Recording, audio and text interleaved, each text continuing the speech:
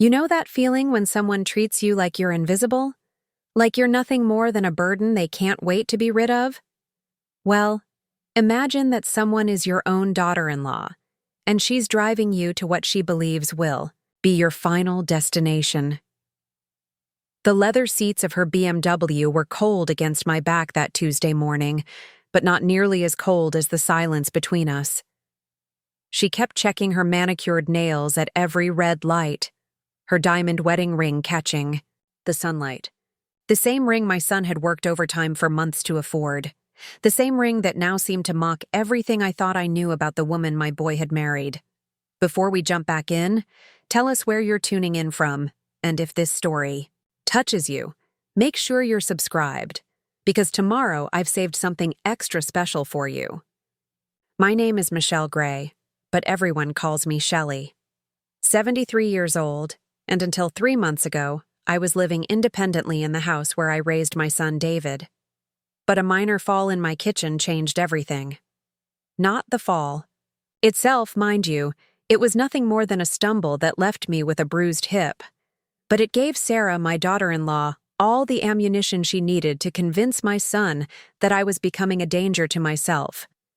The nursing home loomed ahead of us like a fortress of forgotten dreams. Sunset Manor, the sign read, with its cheerful yellow letters that seemed to mock the gray reality of what lay behind those doors.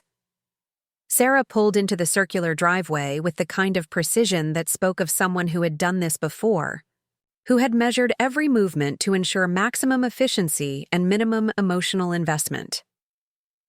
"Now, Mother Gray," she said, her voice carrying that peculiar tone people use when they're trying to sound caring but failing miserably. "This is just temporary. Just for today while I handle some very important business matters. You understand, don't you?" I understood more than she realized. I understood that she had been waiting for this moment, this opportunity to remove what she saw as an obstacle from her perfectly curated life. I understood that my son, bless his heart, was too trusting to see the manipulation happening right before his eyes. And I understood that sometimes the people we love most are the ones who hurt us deepest. The morning had started like any other, with the sound of Sarah's heels clicking across my hardwood floors as she moved through my house. With the confidence of someone who already considered it hers, she had arrived at precisely 8 o'clock, as she always did when she had decided something needed to be done. There was no discussion, no family meeting, no consideration of what I might want or need. There was only Sarah's plan, delivered, with the efficiency of a business transaction. "I've made arrangements," she had announced, standing in my kitchen doorway with her perfectly styled blonde hair and her power suit that probably cost more than most people's monthly rent. "The facility is expecting you at 9:30. It's one of the better places, Mother Gray. You should be grateful." Grateful. The word sat in my chest like a stone. Grateful to be shuffled off to spend my day among strangers while she conducted her mysterious business. Grateful to be treated like a problem to be solved rather than a person to be respected. Grateful to watch my independence disappear one calculated move at a time. I had raised my son to be kind, to be respectful, to understand that family meant something more than convenience. Where had I gone wrong? How had I failed to teach him to see through the polished exterior of the woman he had married? David worked long hours at the construction company, coming home exhausted and grateful for a wife who seemed to have everything under control. He didn't see the way she looked at me when he wasn't around, didn't hear the subtle condescension in her voice when she spoke to me, didn't notice how she had slowly but systematically begun isolating me from my own son. The drive to Sunset Manor was a masterclass in passive aggression. Sarah had turned the radio to a classical station, the kind of music she thought made her seem sophisticated, and proceeded to take phone calls through her car's Bluetooth system. Business calls, she called them, though they sounded more like social planning to me. Lunch reservations, spa appointments, something about a charity gala that she simply had to attend. All very important. All more pressing than spending time with the woman who had raised the man she claimed to love. Yes, I'll be available all afternoon, she said into the phone, her voice bright and animated in a way it never was when she spoke to me. I'm just dropping off my mother-in-law at a day program. She'll be well taken care of, and I'll have the whole day free. A day program. As if I were a child being dropped off at daycare rather than an adult woman being deposited at a nursing home against her will. I watched the familiar neighborhoods of my city pass by the window, each mile taking me further from the life I had built, the independence I had fought so hard to maintain after my husband's death 15 years ago. The irony wasn't lost on me.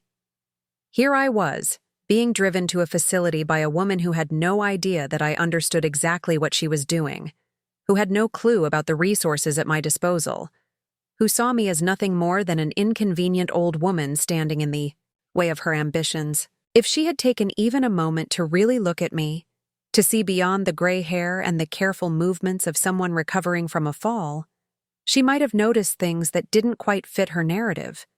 She might have wondered why I still received thick envelopes of business correspondence every week, why my phone rang with calls from people who spoke with the kind of deference usually reserved for those in positions of authority. She might have questioned why I never seemed concerned about money, why I never complained about the cost of groceries or utilities or the maintenance on my house. She might have been curious about the framed photographs on my mantel that showed me in business suits, shaking hands with important-looking people, standing behind podiums with microphones. But Sarah saw only what she wanted to see. An elderly woman who had stumbled in her kitchen, who needed help with groceries, who spent her days reading and tending to her small garden. She saw someone who could be managed, controlled, eventually moved aside entirely. She had no idea that the woman sitting quietly in her passenger seat had spent 40 years building something that would outlast them all. As we pulled into the atelier parking lot of Sunset Manor, I felt a familiar stirring in my chest.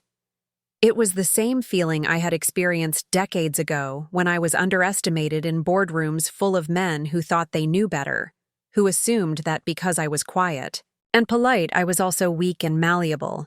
It was the feeling of being underestimated by someone who had no idea what they were dealing with. The building itself was typical of its kind, designed to look welcoming and homelike while functioning as efficiently as possible. Manicured lawns, cheerful flower beds, wide windows that let in plenty of natural light. From the outside, it looked like exactly the kind of place where you might want to spend your golden years. But I knew better than most that appearances could be deceiving, that the real measure of a place like this wasn't in its landscaping or its lobby decor, but in how it treated the people who had no choice but to trust it with their most vulnerable moments. Sarah parked near the front entrance and sat for a moment, checking her appearance in the rearview mirror. She applied a fresh coat of lipstick, the kind of deep red that she thought made her look sophisticated, but instead made her look like she was trying too hard. Everything about Sarah was trying too hard, from her designer handbags to her perfectly coordinated outfits, to her carefully practiced laugh that she used when she wanted to seem charming. "Now remember," she said, turning to me with that same false brightness in her voice, "this is just for today. I have some very important meetings and I thought you might enjoy having some company your own age. Doesn't that sound nice?" Company. My own age. As if the only thing that mattered about a person was the year they were born, as if shared experiences and common interests were less important than the arbitrary marker of age. I had spent my entire adult life surrounded by people of all ages, working with brilliant minds that ranged from fresh college graduates to seasoned veterans. Age had never been a barrier to connection, but for Sarah, it was apparently the only thing that mattered. "Of course, dear," I replied, keeping my voice steady and agreeable. There was no point in arguing, no benefit in revealing my true feelings about her plan. Better to let her think she was in control, better to allow her to believe that she had successfully manipulated the situation to her advantage. Sometimes the most powerful thing you can do is let someone underestimate you completely. We walked through the automatic doors into a lobby that smelled of industrial-strength cleaning products and something else I couldn't quite identify. The decor was aggressively cheerful, with pastel colors and motivational posters that seemed to shout their forced optimism. A woman behind the reception desk looked up with a practiced smile, the kind that was designed to be welcoming, but felt hollow and rehearsed. "You must be Mrs. Gray," she said, consulting a clipboard with the efficiency of someone who had done this countless times before. "We're so pleased to have you join us today. I'm Jennifer, and I'll be taking care of your intake process." Intake process. The language of institutionalization, designed to make something dehumanizing sound routine and necessary. I had heard these same words in countless facilities over the years, had seen how they were used to strip away dignity and independence one bureaucratic step at a time. But I smiled and nodded, playing the role of the compliant elderly woman who was grateful for any attention at all. Sarah was already backing toward the door, her phone buzzing with what she claimed was urgent business. "I'll be back this evening," she called over her shoulder, not bothering to wait for a response. "Have a lovely day, Mother Gray." And with that, she was gone, leaving me standing in the lobby of Sunset Manor with a stranger who was already looking at me like I was a problem to be processed, rather than a person to be welcomed. Jennifer's smile never wavered as she led me through a series of hallways, explaining the facility's schedule and policies with the enthusiasm of someone reading from a script. The common areas were filled with elderly residents, some participating in what looked like organized activities, others sitting quietly in wheelchairs or recliners, staring at television screens or out windows at the world they were no longer part of. The sight should have been depressing, but instead it filled me with a different kind of emotion. These were people who had lived full lives, who had raised families and built careers and contributed to their communities. They deserved better than to be warehoused in a place that saw them as bodies to be managed rather than individuals to be honored. "Now, Mrs. Gray," Jennifer was saying as we reached what appeared to be an activity room, "we have a wonderful program of entertainment and enrichment activities. Today we're having bingo at 10, followed by a sing-along and then craft time. Doesn't that sound fun?" Fun. The word felt like a slap in the face. These people weren't children to be entertained with games and crafts. They were adults with decades of experience, wisdom, and stories that could fill libraries. They deserved activities that challenged their minds and honored their intelligence, not patronizing games designed to keep them quiet and compliant. But I smiled and nodded, because I was beginning to understand something important about this place. I was beginning to see patterns that troubled me, to notice things that didn't align with the cheerful facade presented to families and visitors. The staff moved with the efficiency of people who were understaffed and overworked. The residents seemed subdued, almost listless, as if they had learned that compliance was easier than resistance. As the morning progressed, I found myself assigned to a table with 3 other women, all of whom had been residents of Sunset Manor for various lengths of time. There was Dorothy, a former teacher who had been here for 2 years after her daughter decided she could no longer live alone. There was Helen, a widow whose son had moved her here after selling her house to pay for his own children's college tuition. And there was Rose, whose family visited once a month if she was lucky, bringing guilty smiles and promises to call more often. Their stories were different in the details but heartbreakingly similar in their themes. Preparing and narrating this story took us a lot of time, so if you are enjoying it, subscribe to our channel. It means a lot to us. Now back to the story. Children who had made decisions about their parents' lives without consulting them. Families who had convinced themselves that institutionalizing their elders was an act of love rather than convenience. Women who had spent their lives caring for others, only to find themselves abandoned when they needed care themselves. "The hardest part," Dorothy confided during what was supposed to be craft time, "isn't being here. It's knowing that your own children think this is where you belong." I listened to their stories with growing anger, not at them, but at the system that had failed them so completely. These women weren't here because they needed round-the-clock medical care, or because they were unable to make decisions for themselves. They were here because it was easier for their families to pay someone else to worry about them than to figure out how to keep them connected and engaged in their own lives. The lunch they served was institutional food at its worst, designed more for convenience and cost-effectiveness than nutrition or pleasure. The meatloaf was gray and flavorless, the vegetables were overcooked to the point of being unrecognizable, and the dessert was a sugar-free pudding that tasted like chemicals and disappointment. I watched the other residents pick at their food, without complaint, accepting this as just another indignity in a series of indignities they had learned to endure. After lunch, we were herded into the common room for what the staff called socialization time, which seemed to consist mainly of sitting in chairs arranged in a circle, while an aide read to us from a book of inspirational stories. The stories were simple and sweet, the kind of thing you might read to children, not to adults who had lived through wars and raised families and built careers and survived losses that would have broken lesser people. I found myself watching the staff more than participating in the activities. I noticed how they spoke to the residents with the kind of exaggerated cheerfulness usually reserved for very young children or people with cognitive impairments. I saw how they made decisions about where people should sit, what they should eat, how they should spend their time, without asking for input or preferences. I observed the way they moved through their duties with the efficiency of people who had reduced human care to a series of tasks to be completed rather than relationships to be nurtured. Most troubling of all, I began to notice signs of neglect that were subtle but unmistakable to someone who knew what to look for.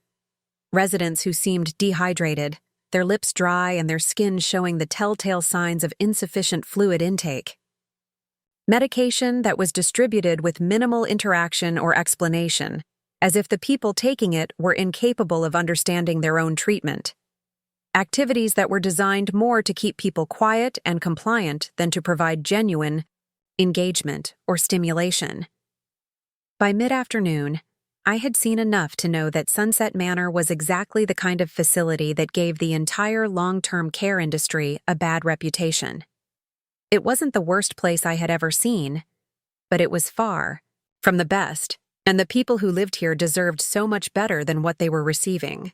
As I sat in the common room, pretending to listen to the aide read another inspirational story about the power of positive thinking, I felt my phone vibrate in my purse.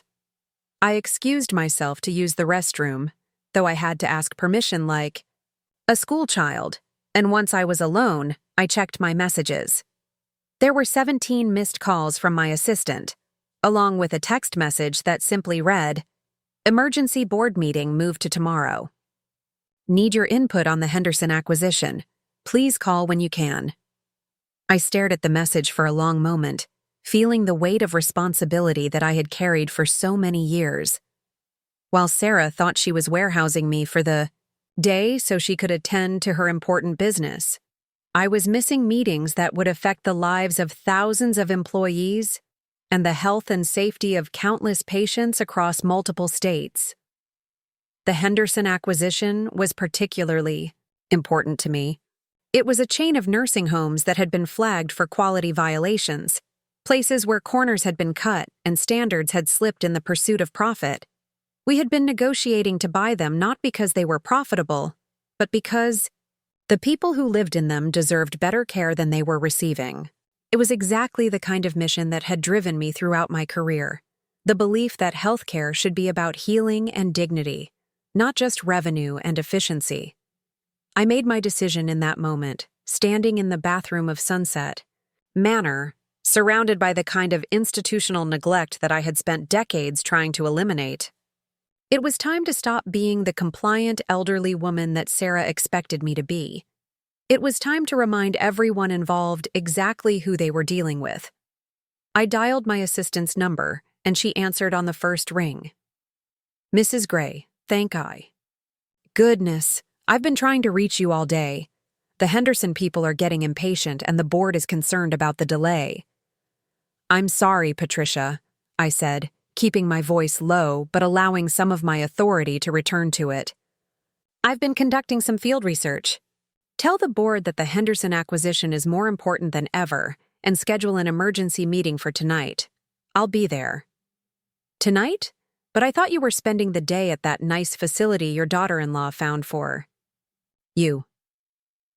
Change of plans, I said, and for the first time all day, I smiled with genuine pleasure. I think it's time everyone learned exactly what kind of facility this really is.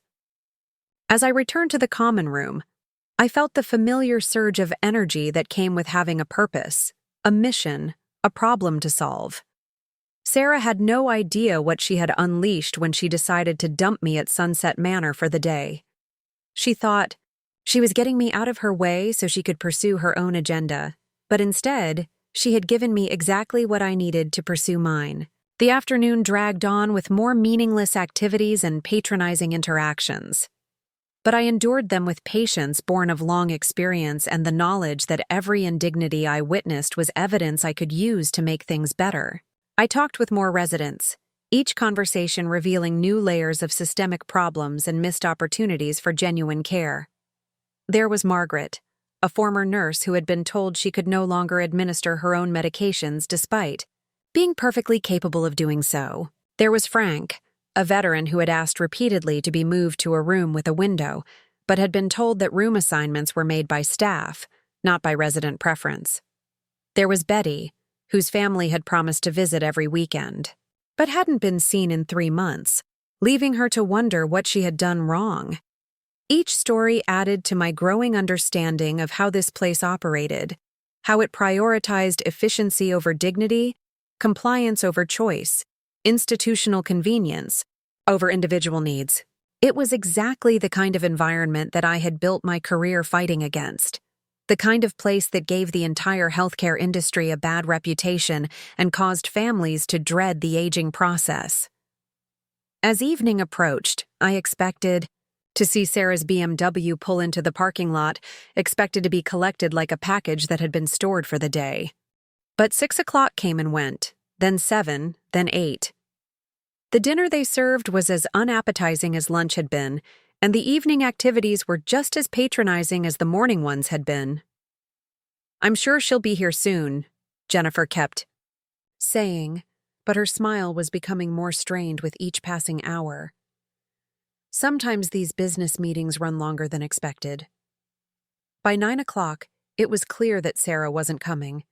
Whether this had been her plan all along, or whether she had simply gotten distracted by something more interesting, I found myself facing an unexpected night at Sunset Manor. The staff was apologetic, but not particularly surprised, as if family, members forgetting to collect their elderly relatives was a common occurrence. "We can set you up in one of our temporary rooms," Jennifer explained, leading me down a hallway I hadn't seen before. "It's not as nice as our permanent accommodations, but it's comfortable enough for one night." The room was small and sterile, with furniture that looked like it had been purchased in bulk from a medical supply catalog. There was a narrow bed with rails, like something you'd find in a hospital, and a small television mounted high on the wall. The bathroom was designed for accessibility, with grab bars and a shower chair, all of which made perfect sense but served as a reminder of the assumptions people made about anyone who ended up in a place like this. As I settled into the uncomfortable bed, listening to the sounds of the facility at night, I found myself thinking about the choice that lay ahead of me.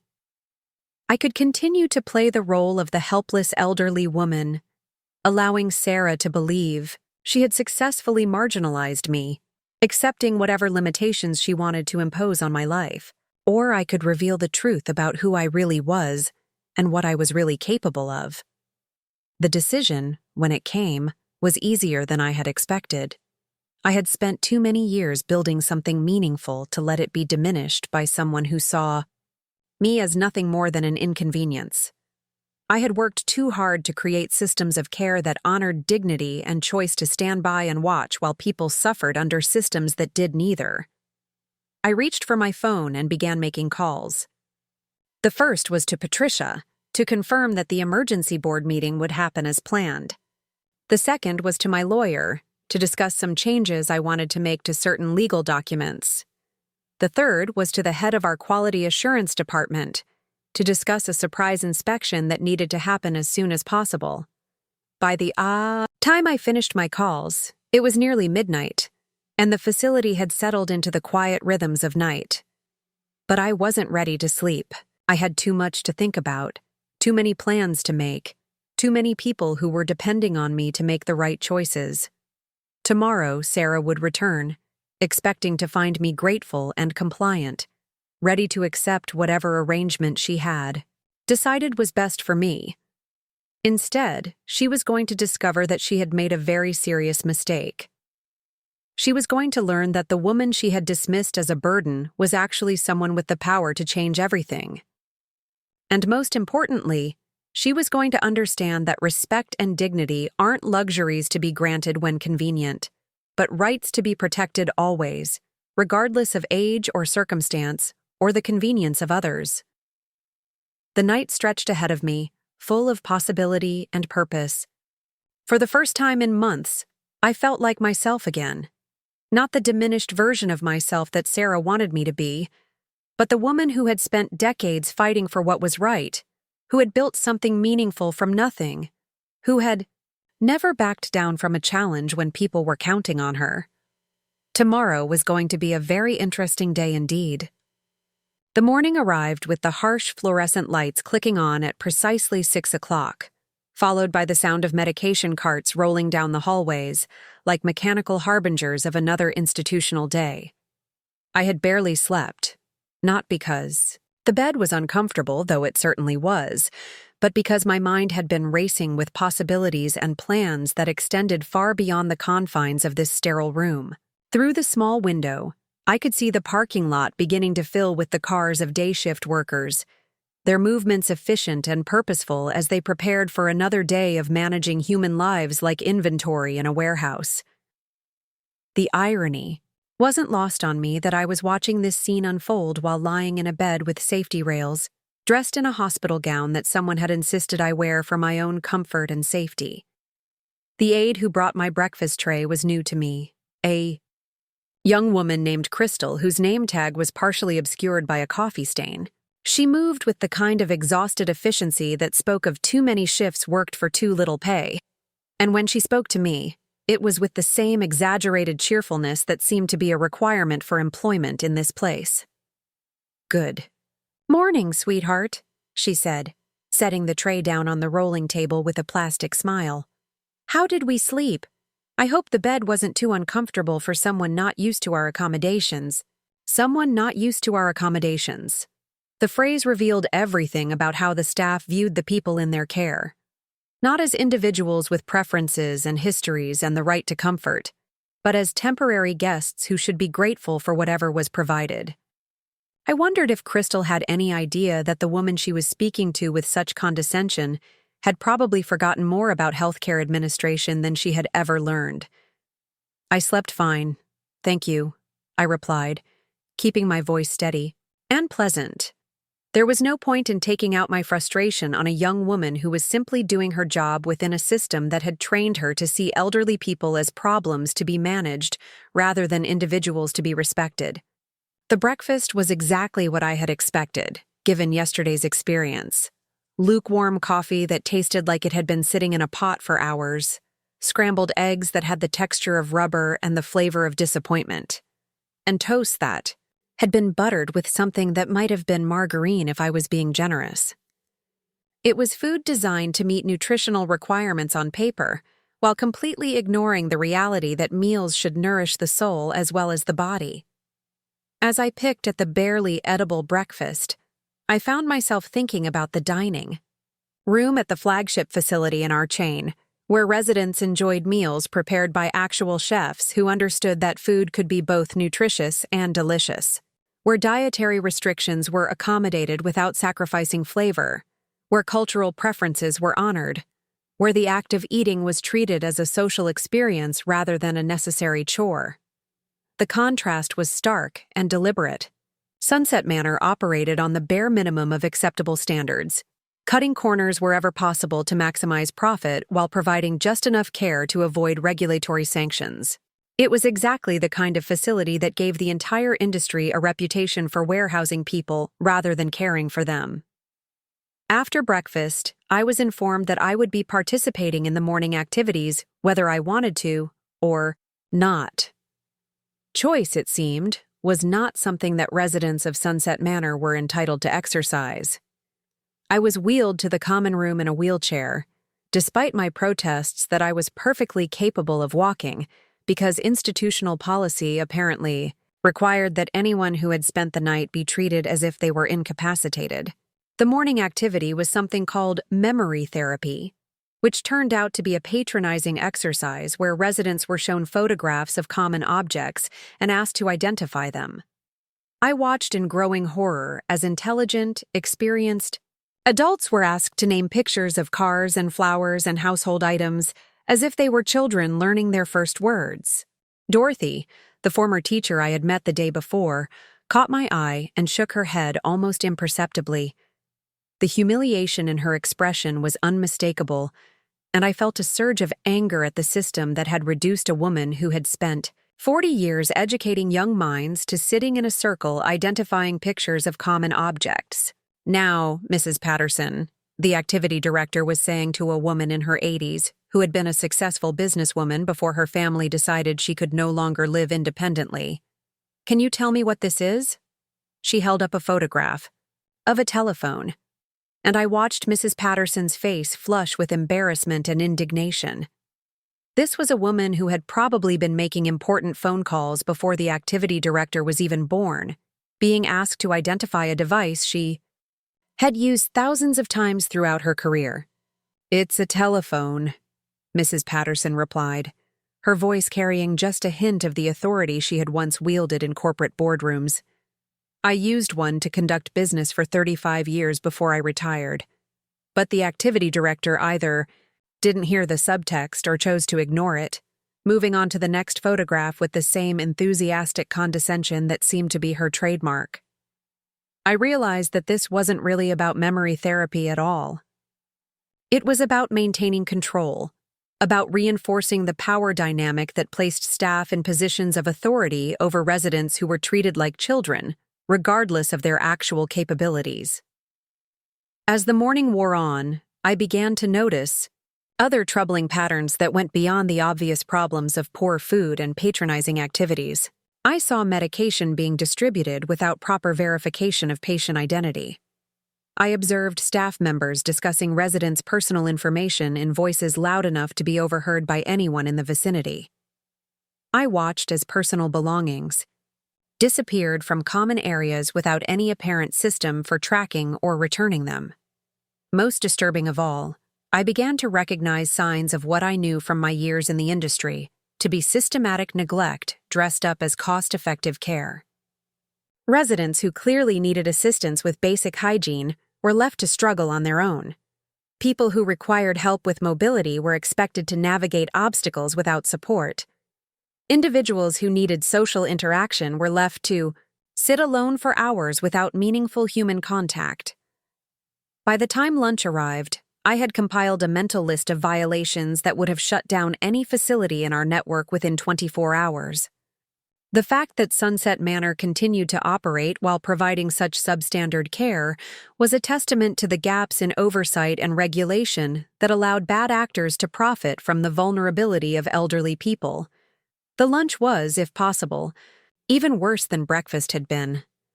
Something that was allegedly chicken salad, but looked and tasted more like a mixture of processed protein and mayonnaise, served on bread that had the texture of cardboard.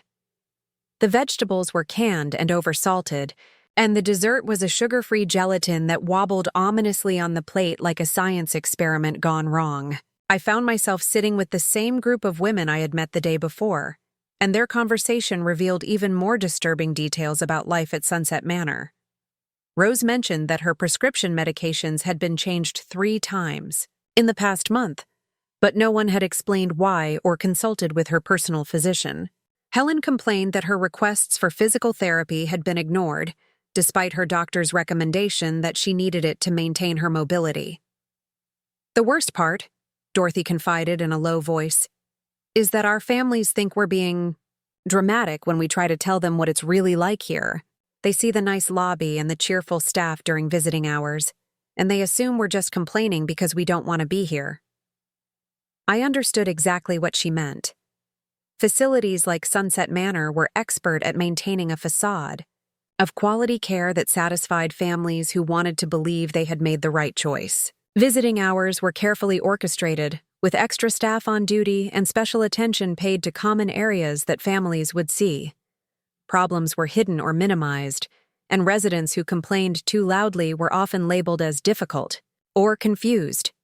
It was a system designed to protect the institution rather than the people it was supposed to serve, and it worked because families wanted to believe that their loved ones were being well cared for. The alternative, admitting that they had consigned someone they loved to a place that prioritized profit over dignity, was too painful for most people to accept. As the afternoon progressed, I began to implement a plan that had been forming in my mind since the moment I realized Sarah wasn't coming back for me the previous evening. I started with subtle questions to the staff, inquiring about their training procedures, their staffing ratios, their protocols for handling emergencies. The answers I received confirmed my worst suspicions about the corners being cut in the name of efficiency. Then I began talking more extensively with the residents, not just about their complaints, which were numerous and legitimate, but about their histories, their families, their expectations when they first arrived at Sunset Manor.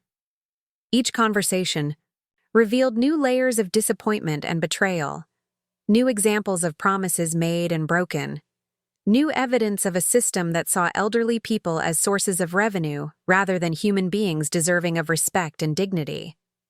By late afternoon, I had heard enough. I excused myself to use the restroom and once again found privacy to make the phone calls that would set larger forces in motion. The first call was to Patricia, who answered with the kind of relief that told me she had been waiting anxiously for my contact. "Mrs. Gray, I've been worried about you. The board meeting last night went well, but everyone is concerned about your absence. The Henderson acquisition has been approved, but they need your signature on several documents before we can proceed." "That's going to have to wait," I said, keeping my voice low but allowing some of my authority to come through. "I need you to contact our quality assurance team immediately. I want a full inspection of Sunset Manor in Millbrook, and I want it to happen today." There was a pause on the other end of the line. "Today? But Mrs. Gray, you're supposed to be resting. Your daughter-in-law specifically said you needed a break from business responsibilities." "My daughter-in-law doesn't make decisions about my business responsibilities," I replied. And for the first time in months, I allowed my voice to carry the full weight of the authority I had wielded for decades. "I want that inspection team here within 2 hours, and I want them to conduct a thorough review of every aspect of this facility's operations." "Of course, Mrs. Gray. I'll make the calls immediately. Should I also arrange for your transportation back to the office?" "Not yet," I said, already formulating the next phase of my plan. "I have some additional research to conduct here. But Patricia, I also need you to contact our legal department. I want them to review all of our family estate planning documents, particularly the sections dealing with healthcare decision-making and power of attorney." Another pause, longer this time. "Is everything all right, Mrs. Gray? You sound different." Different. If only she knew how different I was feeling.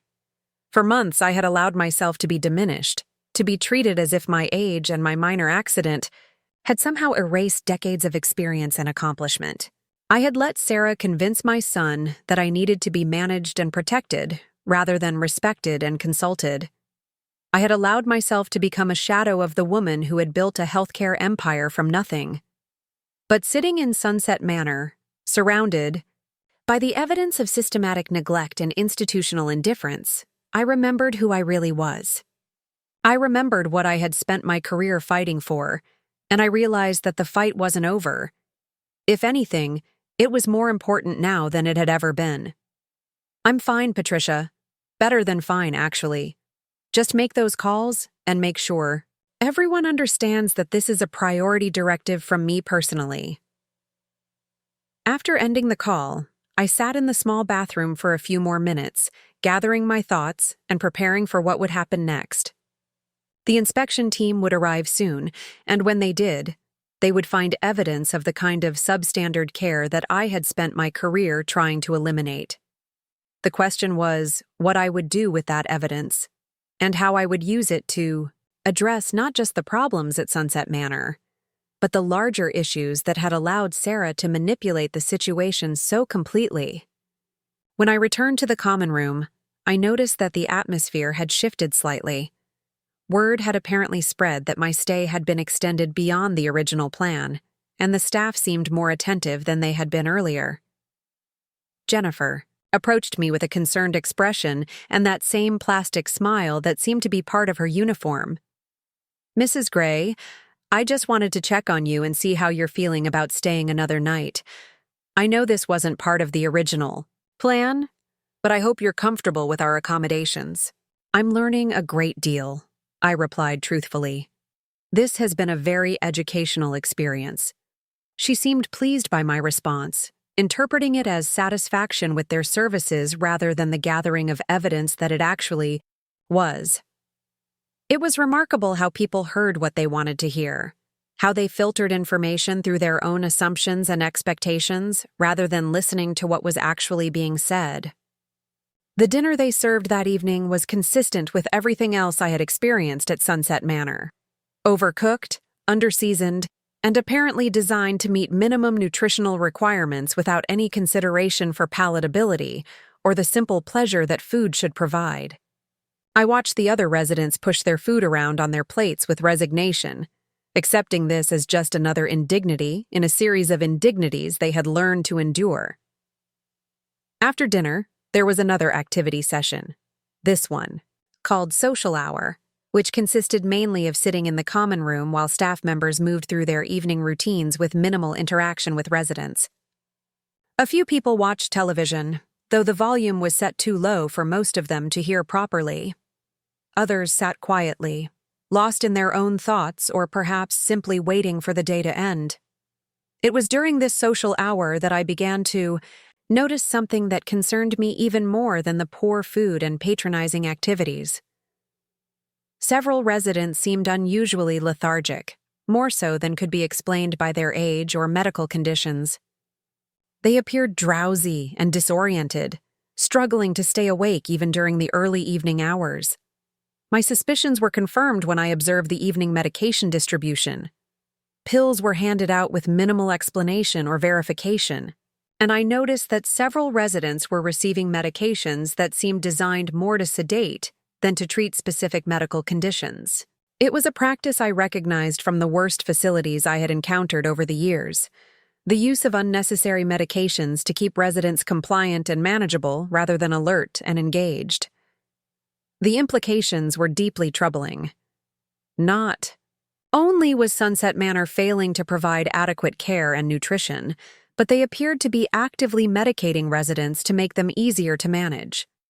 It was exactly the kind of abuse that had driven me to enter the healthcare industry in the first place, the reduction of human beings to problems to be solved rather than individuals to be served.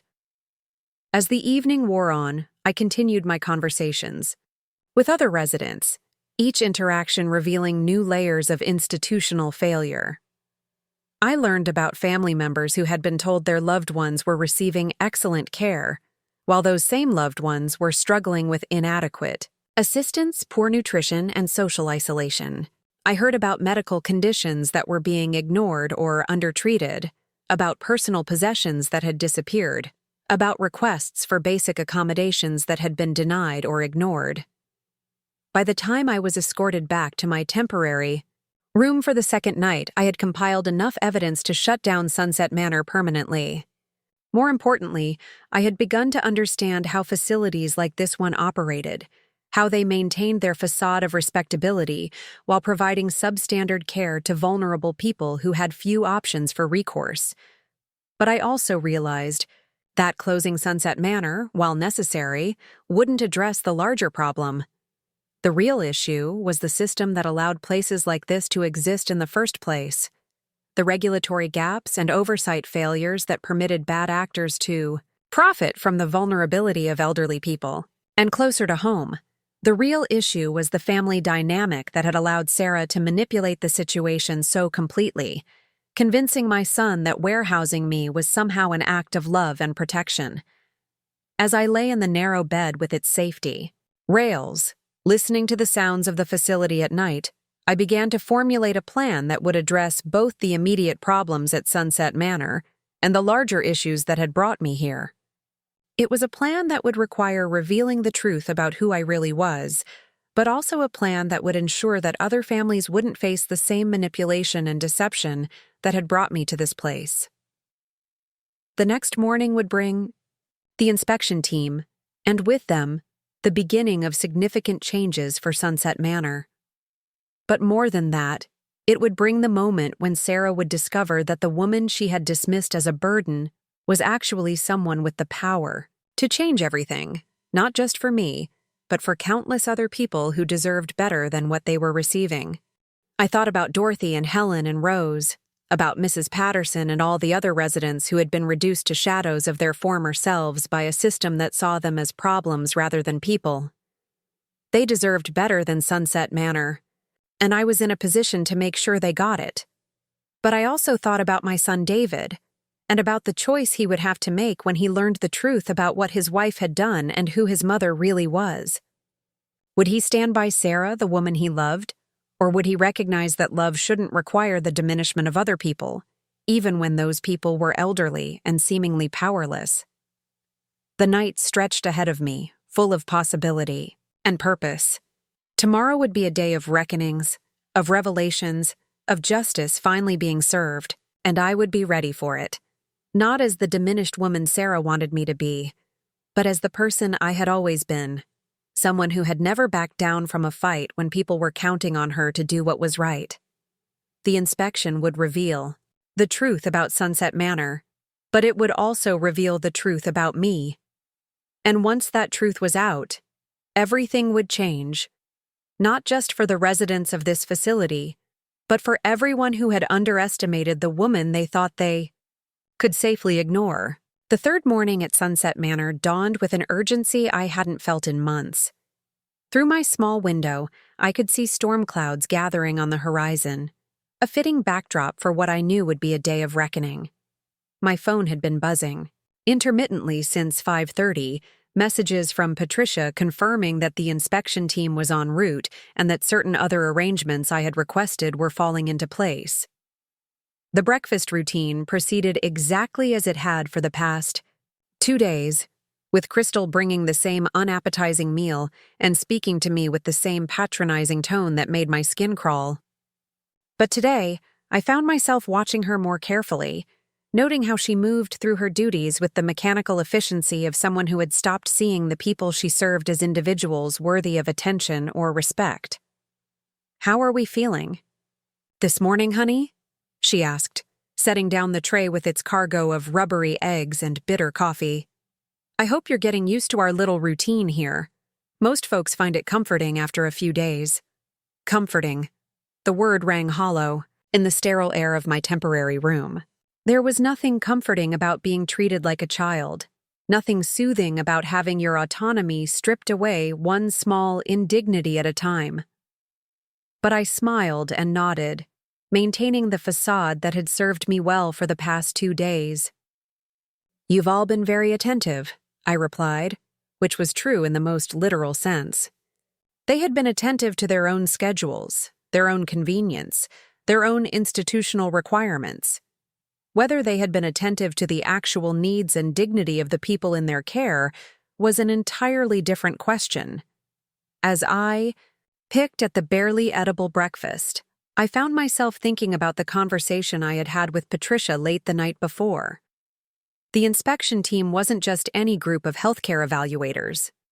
They were specialists in identifying the kind of systematic abuse and neglect that skilled administrators learned to hide from routine inspections. They knew how to look beyond the cheerful facade and the carefully orchestrated visiting hours to see what was really happening in places like Sunset Manor. More importantly, they worked for me. They were part of the quality assurance team that I had built over the years to ensure that every facility in our network maintained the highest standards of care. They had shut down operations before when those standards weren't met, and they wouldn't hesitate to do so again if the evidence warranted it. The irony of the situation wasn't lost on me. Here I was, sitting in a substandard facility eating terrible food and being spoken to like a child, while the very people who could shut this place down were on their way at my personal request. Sarah had thought she was warehousing me safely, out of the way, but instead she had placed me in the perfect position to see exactly what needed to be changed and to take action to change it. After breakfast, I was informed that I would be participating in what the staff called wellness activities, which turned out to be a series of exercises apparently designed for people with severe cognitive impairments. We were asked to clap, our hands in rhythm to children's songs, to identify colors on large cards held up by an aide, and to participate in what could only be described as institutional sing-alongs featuring nursery rhymes and campfire songs. I watched the faces of the other residents during these activities, and what I saw there broke my heart. These were people who had lived full, rich lives, who had raised families and built careers and contributed to their communities in meaningful ways. Dorothy had taught high school English for 4 decades, inspiring countless students to love literature and learning. Helen had been a nurse during the Korean War, saving lives under the most challenging circumstances imaginable. Rose had run her own business, employing dozens of people and serving her community with pride and dedication. Yet here they were, being asked to clap along to "If You're Happy and You Know It," as if they were toddlers in a daycare center rather than adults with decades of experience and wisdom. The humiliation in their eyes was unmistakable, but so was their resignation. They had learned that resistance was futile, that compliance was easier than constantly fighting for dignity that the system seemed determined to deny them. During a break in the activities, I managed to have a brief conversation with Dorothy about her life before Sunset Manor. She had been living independently in her own home until her daughter convinced her that she needed a little help after a minor bout with pneumonia. What started as a temporary stay for recovery had somehow become permanent, with her daughter taking control of her finances and making decisions about her future without consulting her. "The worst part," Dorothy confided, "isn't being here. It's knowing that my own daughter thinks this is what I deserve, that this is the best I can hope for at my age. She sees me maybe once a month, always in a hurry, always with excuses about why she can't stay longer or take me out for lunch or even have a real conversation about how I'm doing." Her story was all too familiar, a pattern I had seen repeated countless times in facilities across the country. Adult children who convinced themselves that institutionalizing their parents was an act of love rather than convenience, who told themselves that professional care was better than family involvement, who gradually reduced their visits and their emotional investment until their elderly relatives became just another obligation to be managed, rather than people to be cherished. It was exactly what Sarah was trying to do to me, and exactly what I was determined to prevent from happening to anyone else who didn't have the resources and knowledge to fight back. Around 10:30, I felt my phone vibrate with a text message that simply read, "Team arriving in 15 minutes. Stand by for Operation Dignity Restored." It was the code phrase Patricia and I had agreed upon, the signal that the inspection was about to begin, and that I needed to be ready to provide whatever assistance or information might be needed. I excused myself from the wellness activities, claiming that I needed to use the restroom, and made my way to a location where I could observe the main entrance without being obvious about it. Through a window in the corridor, I watched as 3 vehicles pulled into the parking lot, their occupants moving with the kind of purposeful efficiency that spoke of experience and authority. The inspection team consisted of 5 people, each, with specialized expertise in different aspects of healthcare administration and patient care. There was Dr. Michael Chen, our chief medical officer, who could spot medication errors and inappropriate treatments from across a room. There was Sandra Williams, our nursing supervisor, who had an almost supernatural ability to identify staffing problems and care deficiencies. There was James Rodriguez, our facilities manager, who could assess the physical plant and safety systems with the thoroughness of someone who understood how institutional negligence manifested in broken equipment and deferred maintenance. Leading the team was Rebecca Morrison, our Director of Quality Assurance, a woman whose reputation in the healthcare industry was both feared and respected in equal measure. She had closed down more substandard facilities than anyone else in the business, and she had never once been successfully challenged on her findings. When Rebecca Morrison walked into a healthcare facility, administrators knew that their operation was about to be examined under a microscope that would reveal every flaw and every shortcut. I watched from my position by the window as the team approached the main entrance, their clipboards and digital tablets ready to document whatever they found. They moved with the confidence of people who knew exactly what they were looking for and had the authority to act on whatever they discovered. Jennifer, the receptionist, greeted them with her usual plastic smile, but I could see the tension in her posture even from a distance. Unannounced inspections were every facility administrator's nightmare, and the arrival of 5 serious-looking professionals with official identification was clearly not part of her normal routine. Within minutes, I could hear the commotion spreading throughout the building as word of the inspection reached the staff. Suddenly, aides who had been moving through their routines with casual indifference were scurrying around with newfound energy, straightening common areas and checking on residents with attention that had been notably absent for the past 2 days. The transformation was remarkable and telling. If the staff could provide better care when they knew they were being watched, it meant they were perfectly capable of providing that level of care all the time. The fact that they chose not to do so when they thought no one was paying attention revealed everything about the culture and priorities of Sunset Manor. I returned to the common room where the other residents were still enduring their wellness activities, but now I could see staff members frantically trying to make improvements that should have been standard practice all along. The volume on the television was adjusted so people could actually hear it. Extra chairs were brought in so everyone could sit comfortably. Someone even appeared with a fresh pot of coffee that actually smelled like coffee rather than the bitter liquid they had been serving all week. "What's all the fuss about?" Rose asked, noticing the sudden flurry of activity around us. "I think we're having some visitors," I replied, keeping my voice neutral. Sometimes facilities get inspected to make sure they're providing good care. The hope that flickered in her eyes at that simple statement was both heartbreaking and inspiring. These people had been living with substandard care for so long that the mere possibility of someone checking on their welfare was enough to lift their spirits. Dorothy leaned closer and whispered, "Do you think they'll actually change anything, or is this just for show?" It was a question that revealed the depth of cynicism that institutional neglect could create in people who had once been optimistic and trusting.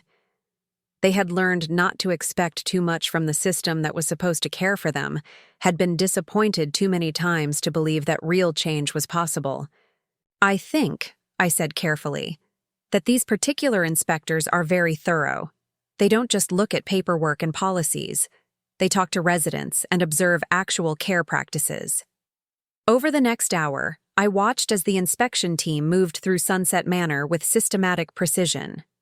I could see Dr. Chen reviewing medication charts and observing the distribution of pills to residents. I saw Sandra Williams interviewing staff members and taking detailed notes about their responses.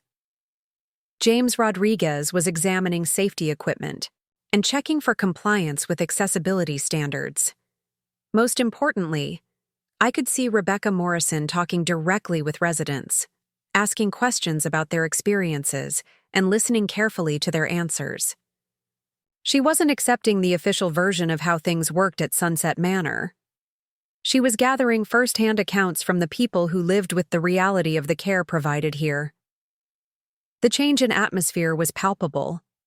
Staff members who had been casual and indifferent for the past 2 days were suddenly attentive and professional.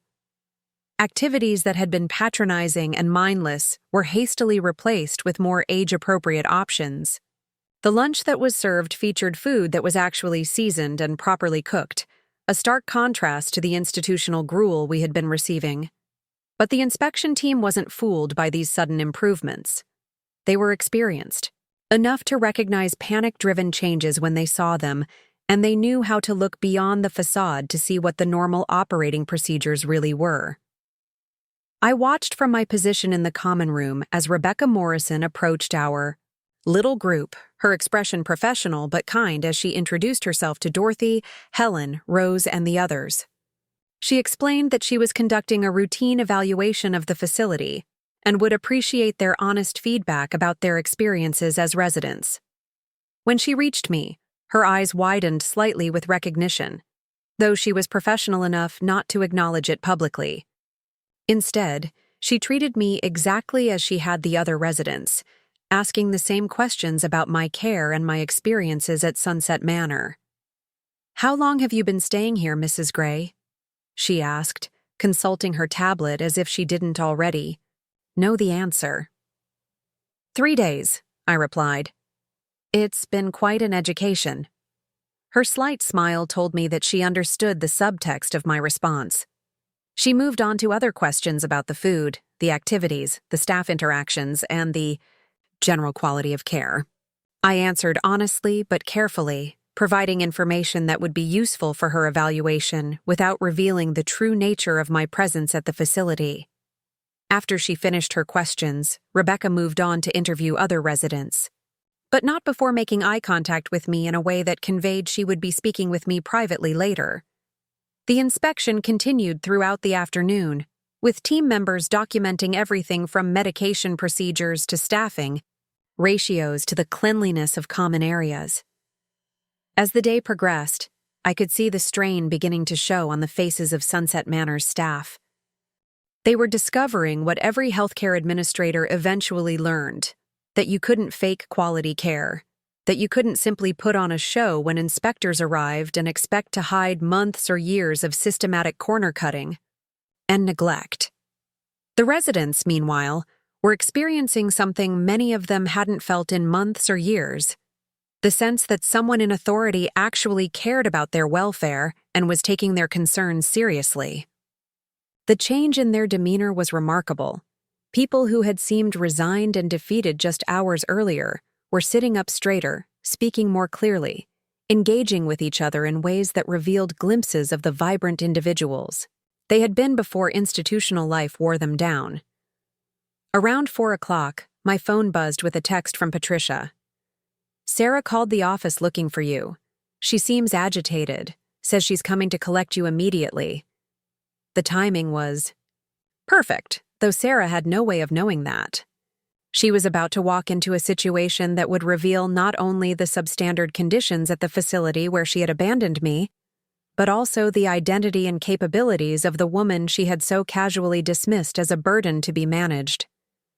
I found myself looking forward to the confrontation with an anticipation I hadn't felt in years. For too long, I had allowed myself to be diminished by people who saw my age as a limitation rather than an accumulation of experience and wisdom. I had let Sarah convince my son that I needed to be protected and managed rather than respected and consulted. But those days were ending. Today, Sarah would discover that the woman she had tried to warehouse was actually someone with the power to change everything, not just for me, but for every vulnerable person who had been failed by a system that prioritized profit over dignity. The inspection team was wrapping up their work, and I could see Rebecca Morrison preparing to deliver her preliminary findings to the facility administrator. The expression on her face suggested that those findings would not be favorable for Sunset Manor, and I felt a sense of satisfaction knowing that real change was finally coming for the residents who had suffered in silence for too long. As I sat in the common room, surrounded by people who had been written off by their families and ignored by the system that was supposed to care for them, I realized that this experience had reminded me of something I had almost forgotten. The work I had done throughout my career wasn't just about building a business or accumulating wealth. It was about ensuring that people like Dorothy and Helen and Rose would be treated with the dignity and respect they deserved, regardless of their age or their perceived value to society. Sarah was coming to collect me, expecting to find me grateful and compliant, ready to accept whatever limitations she wanted to impose on my life. Instead, she was going to discover that she had made a very serious mistake, one that would have consequences far beyond anything she could have imagined when she decided to drop me off at Sunset Manor for what she thought would be a convenient day of warehousing. The sound of heels clicking rapidly across the lobby floor announced her arrival even before I could see her. Sarah had arrived at Sunset Manor, and she was about to learn that the woman she had dismissed as powerless was actually someone who could change everything. The confrontation I had been anticipating for 3 days was finally about to begin, and I was ready for it. Not as the diminished woman Sarah wanted me to be, but as the person I had always been. Someone who had never backed down from a fight when people were counting on her to do what was right. Through the window, I could see her BMW parked hastily near the entrance, the driver's door still open as if she had jumped out in a hurry.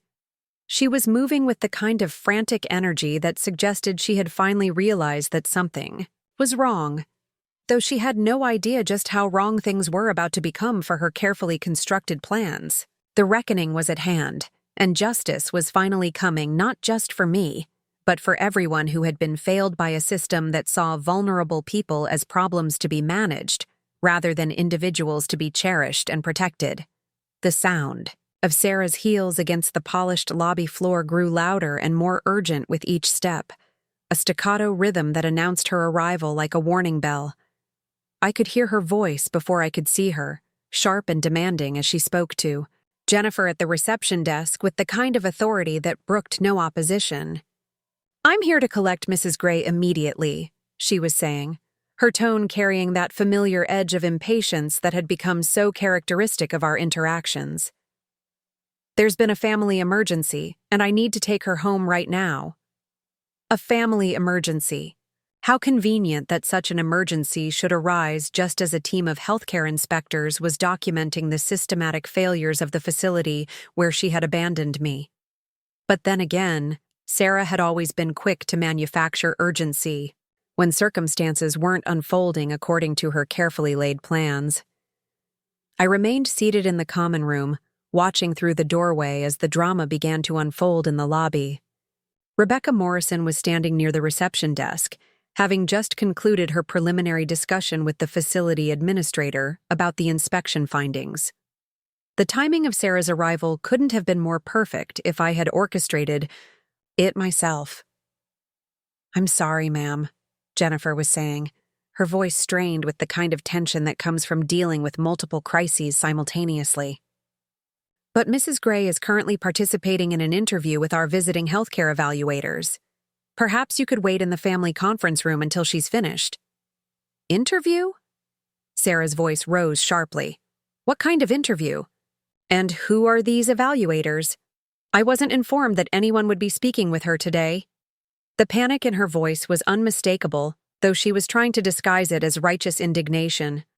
Sarah prided herself on being in control of every situation, on knowing exactly what was happening and when. The idea that something was occurring without her knowledge or permission was clearly unsettling to her carefully constructed sense of authority. From my position in the common room, I could see Rebecca Morrison turning her attention toward the commotion at the reception desk. Her expression was professionally neutral, but I knew her well enough to recognize the sharpened focus that came when she sensed that a situation was about to reveal important information about family dynamics and institutional relationships.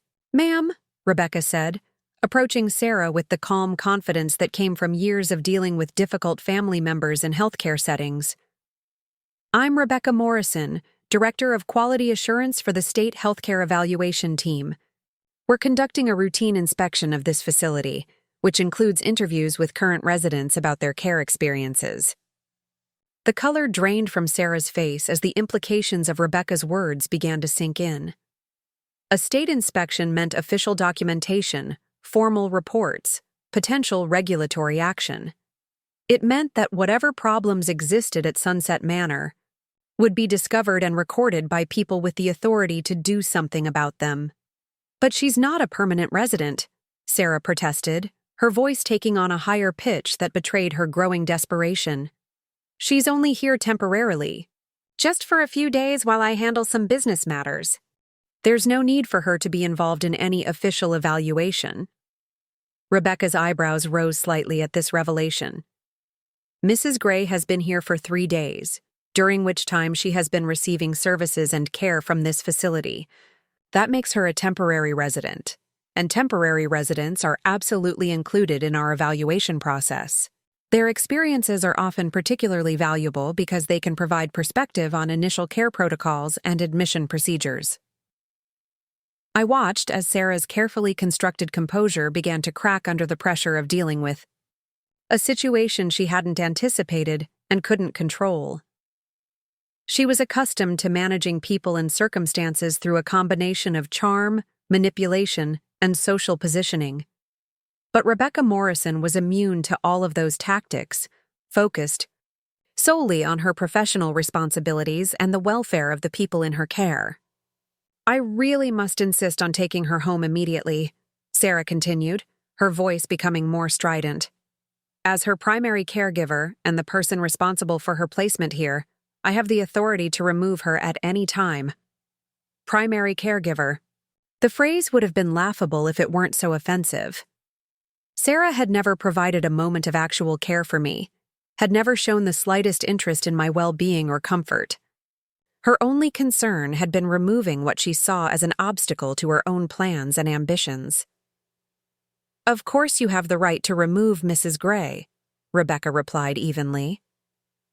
"But I would be remiss in my duties if I didn't complete my interview with her first.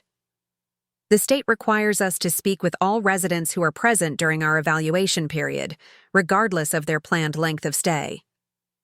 The standoff between Sarah and Rebecca was fascinating to observe, a clash between two very different types of authority. Sarah's power was social and financial, based on her position as family member and her ability to make decisions about my living arrangements. Rebecca's authority was legal and professional, grounded in state regulations and her responsibility to ensure the safety and welfare of vulnerable populations. While this confrontation was unfolding in the lobby, I noticed that the other residents in the common room were watching the proceedings with growing interest. Dorothy leaned over and whispered, "Is that your daughter-in-law? The one who dropped you off?" I nodded, and she shook her head with the expression of understanding mixed with disapproval. "She seems upset about something. I wonder why she's in such a hurry to get you out of here all of a sudden." It was a perceptive question, and one that I was certain Rebecca Morrison was asking herself as well. Why would a family member who had been content to leave their elderly relative at a facility for 3 days suddenly develop such urgency about removing them, particularly when healthcare inspectors were present? The answer, of course, was that Sarah's instincts were warning her that something was wrong, even though she didn't understand exactly what was happening or how serious the implications might be. She had expected to find me grateful and compliant, ready to accept whatever living arrangements she had decided were appropriate. Instead, she had walked into a situation involving state inspectors and official documentation, circumstances that had the potential to expose her manipulation and deception. Rebecca Morrison appeared in the doorway of the common room, her professional demeanor intact, but her eyes sharp with the kind of focused attention that came when an interview was about to reveal important information. She approached our small group with the confidence of someone who knew exactly what questions to ask and how to interpret the answers she received.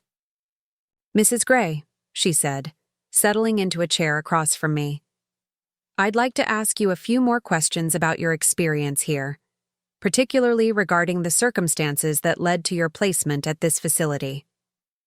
Her choice of words was deliberate and significant. She wasn't asking about my decision to come to Sunset Manor, but about the circumstances that led to my placement here. The distinction suggested that she understood the difference between someone choosing to enter a facility and someone being placed there by others. "Of course," I replied, keeping my voice calm and cooperative. "I'm happy to help with your evaluation." From the lobby, I could hear Sarah's voice becoming increasingly agitated as she continued to demand my immediate release. Her protests were growing louder and more desperate, drawing attention from staff members and other visitors who were beginning to gather to see what the commotion was about. "Can you tell me about the decision-making process that brought you to Sunset Manor?" Rebecca asked, her pen poised over her notepad.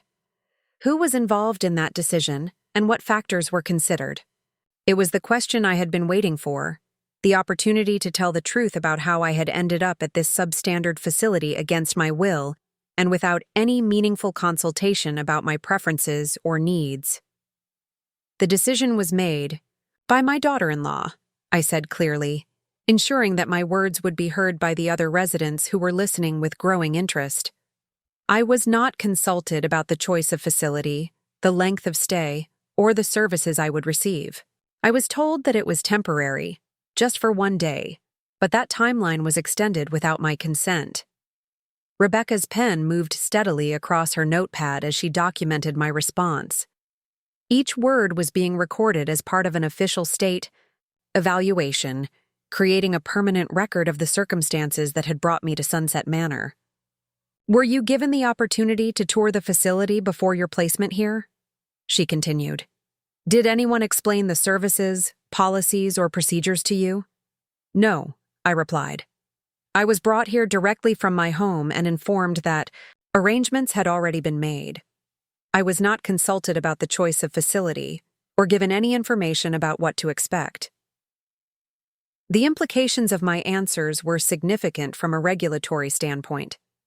State law required that elderly people be involved in decisions about their own care whenever possible, that they be given information about their options and the opportunity to express their preferences. The fact that I had been placed at Sunset Manor without consultation or explanation represented a violation of basic patient rights principles. Dorothy and the other residents were listening to this exchange with expressions of recognition and solidarity. They understood exactly what I was describing because they had experienced similar situations themselves. They had been placed in facilities by family members who made decisions based on convenience rather than consultation, who prioritized their own needs over the wishes and dignity of their elderly relatives. "How would you describe the quality of care you've received during your stay here?" Rebecca asked, moving on to the core questions that would determine Sunset Manor's regulatory status.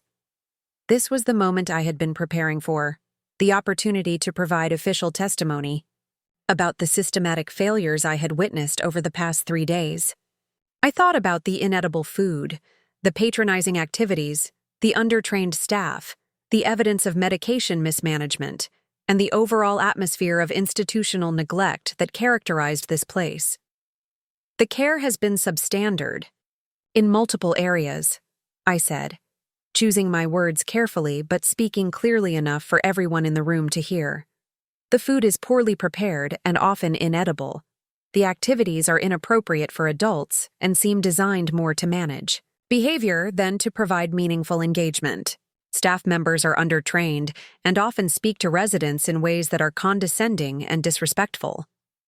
Rebecca continued writing, her expression remaining neutral, but her questions becoming more specific as she probed deeper into the details of my observations. "Can you provide specific examples of these concerns?" she asked. I described the medication distribution procedures I had observed, where pills were handed out without proper verification or explanation. I detailed the food service problems, from the unappetizing meals to the lack of accommodation for dietary preferences or restrictions. I explained the inappropriate activities that treated intelligent adults like children with cognitive impairments. Each example I provided was corroborated by nods and murmurs of agreement from the other residents, who recognized their own experiences in my descriptions. Dorothy added her own observations about the lack of proper medical care. Helen spoke about the absence of meaningful social activities, and Rose confirmed my concerns about staff training and professionalism. From the lobby, Sarah's voice was reaching new levels of agitation as she realized that her demands for my immediate removal were being ignored. She was no longer asking politely for my release, but demanding it with the kind of entitled fury that came when someone accustomed to getting their way encountered genuine resistance. "This is completely unacceptable," she was saying, her voice carrying clearly into the common room. I am her legal guardian, and I have the right to remove her from this facility immediately. I don't care what kind of inspection you're conducting. Legal guardian.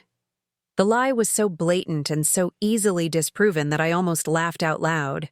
Sarah had no legal authority over my affairs, no guardianship status, no power of attorney. She was simply a daughter-in-law who had convinced her husband that warehousing his mother was an act of love rather than convenience. Rebecca's head turned slightly at Sarah's claim, her professional instincts clearly activated by the assertion of legal authority.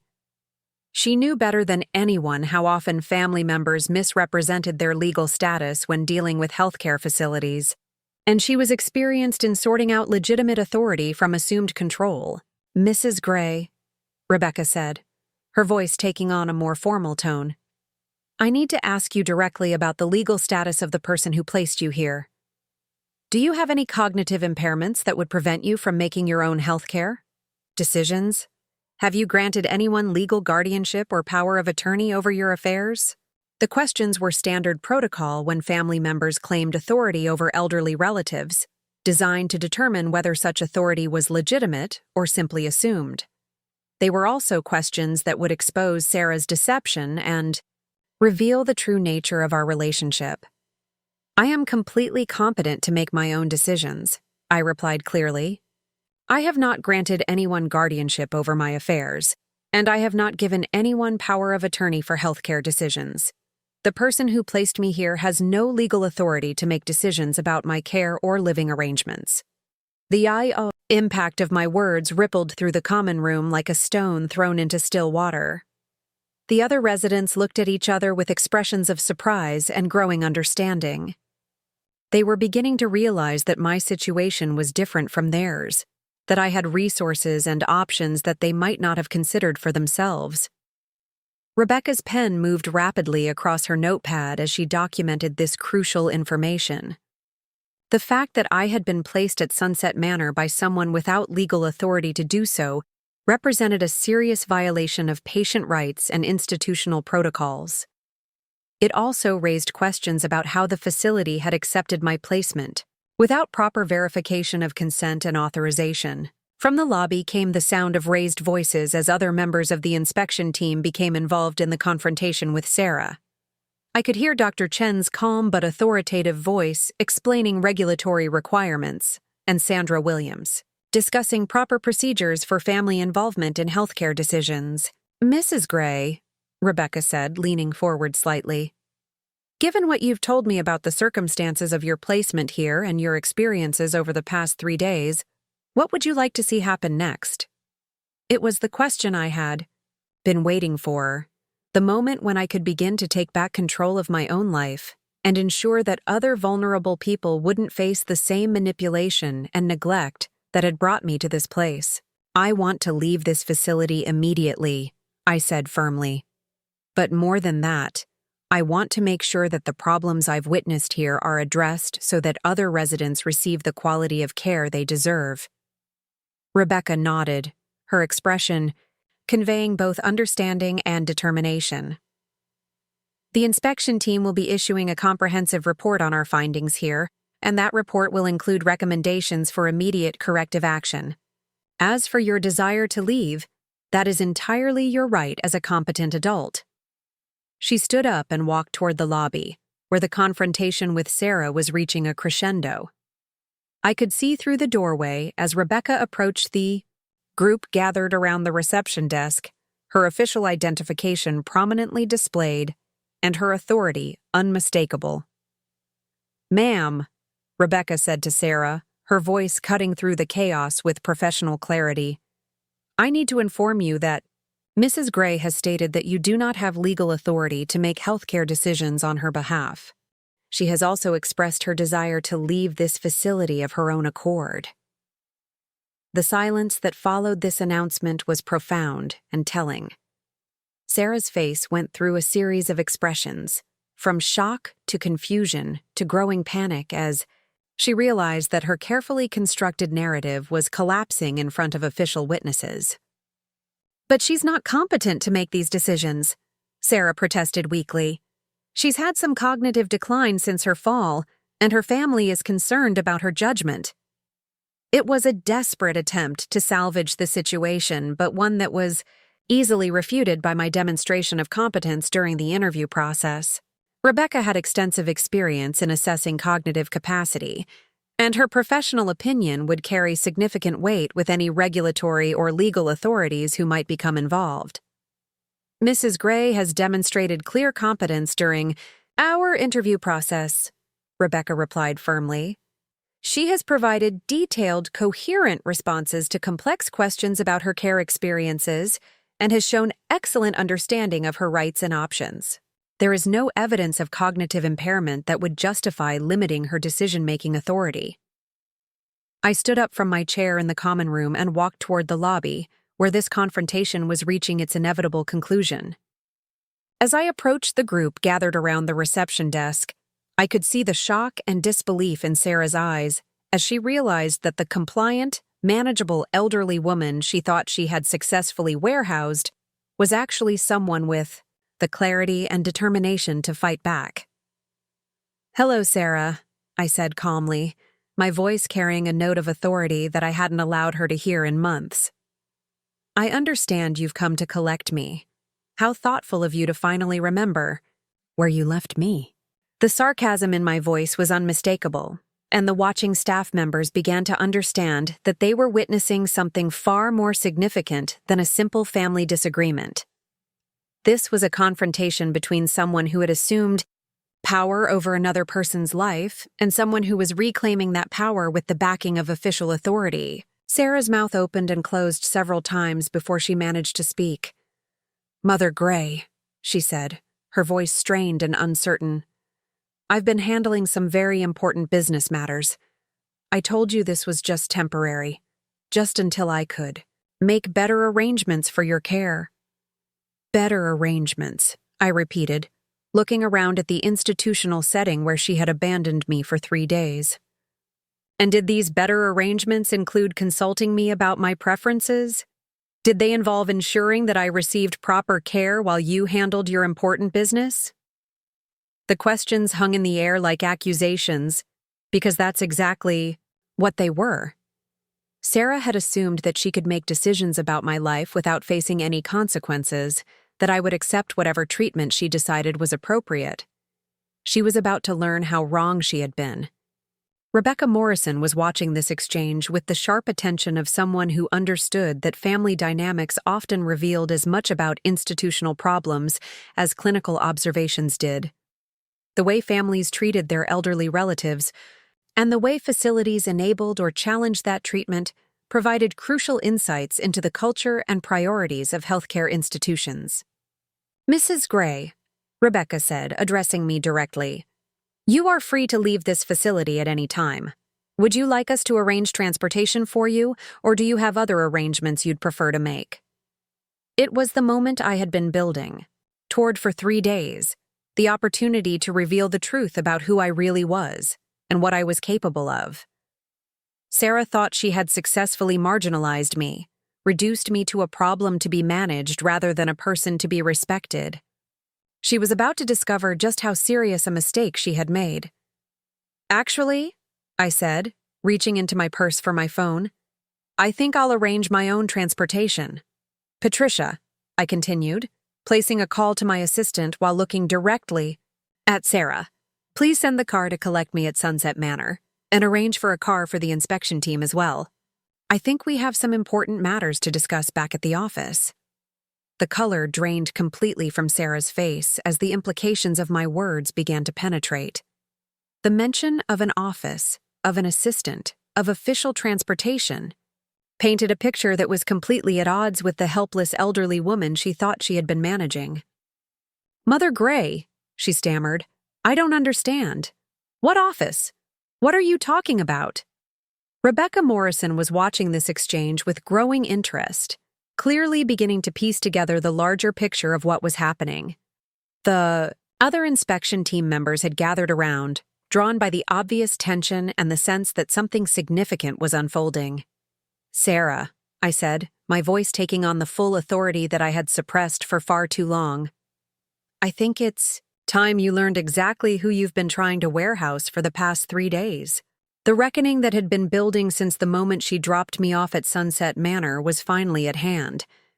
Sarah was about to discover that the woman she had dismissed as a burden was actually someone with the power to change everything, not just for me, but for every vulnerable person who had been failed by a system that saw them as problems to be managed rather than individuals to be cherished.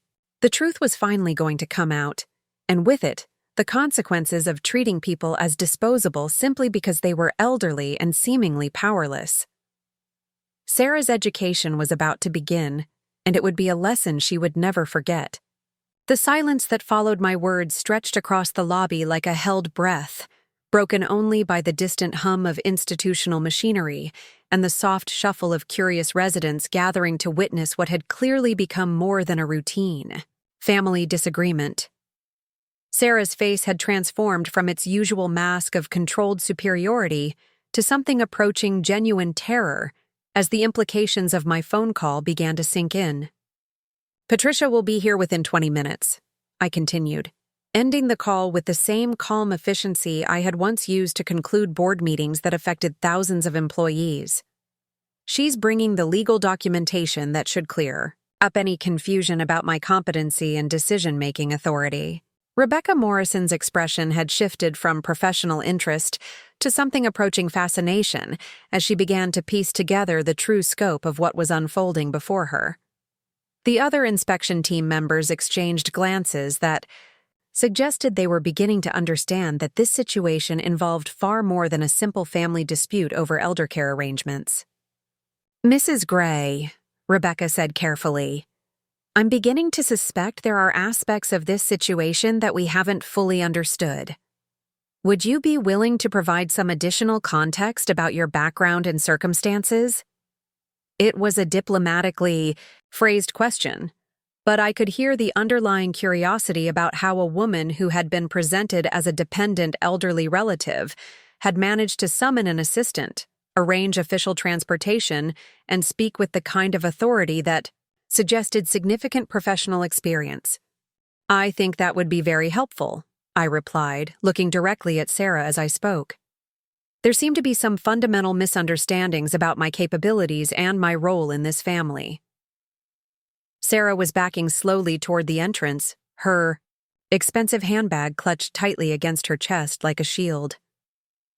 The confident woman who had driven me to Sunset Manor 3 days ago had been replaced by someone who clearly recognized that she had made a catastrophic miscalculation. "Mother Gray," she said, her voice hollow and uncertain, "I think there's been some kind of misunderstanding. Maybe we should go home and discuss this privately, as a family." The word family seemed to stick in her throat as she said it, perhaps because she was beginning to realize that her understanding of family dynamics was about to undergo a fundamental revision. For months, she had operated under the assumption that my age and my minor accident had somehow transferred authority over my life to her and my son. She was about to learn how wrong she had been. "I don't think there's been any misunderstanding," I said, my voice carrying the quiet authority that had once commanded corporate boardrooms. "I think there's been a very deliberate campaign to diminish my autonomy and control my living arrangements based on false assumptions about my capabilities and legal status." Dorothy and the other residents had moved closer to the lobby area, drawn by the obvious drama but also by something else. They were witnessing something that many of them had probably dreamed about but never expected to see.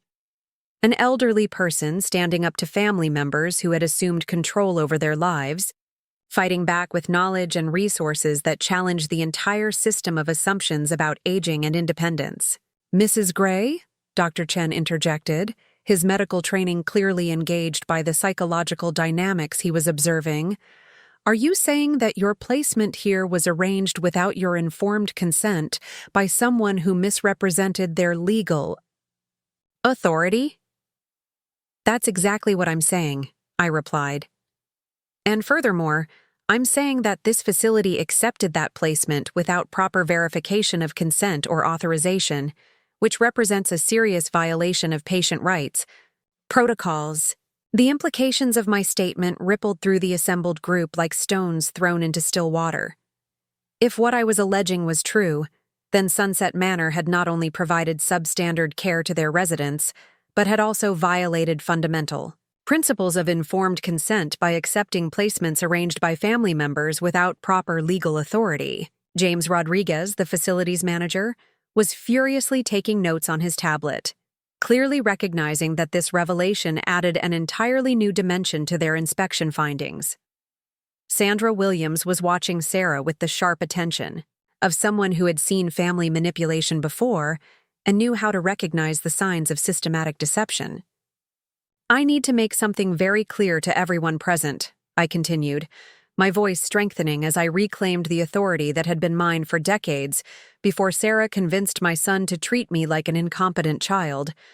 "My name is Michelle Gray, and I am the founder and majority owner of Compassionate Care Networks, the largest chain of healthcare facilities in this region."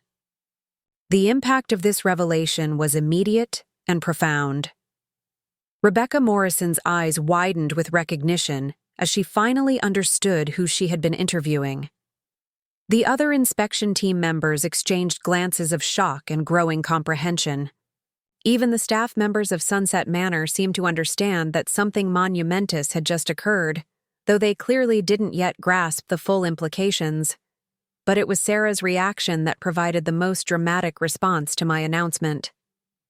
The color drained from her face so completely that she appeared almost translucent, and she reached out to steady herself against the reception desk as if the floor had suddenly become unsteady beneath her feet.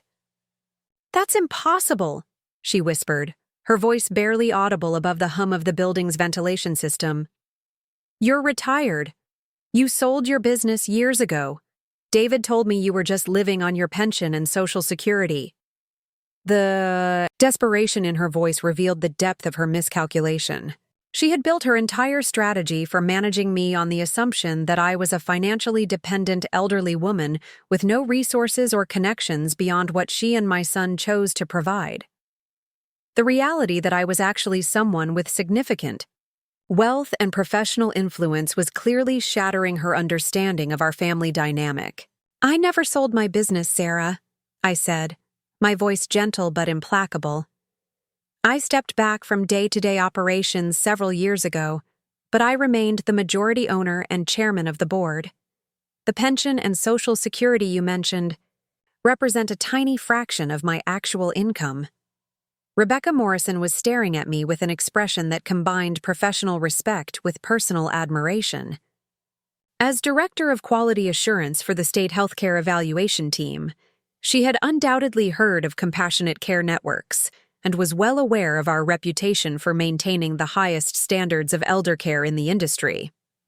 "Mrs. Gray," she said, her voice taking on a new note of deference, "I've inspected several of your facilities over the years.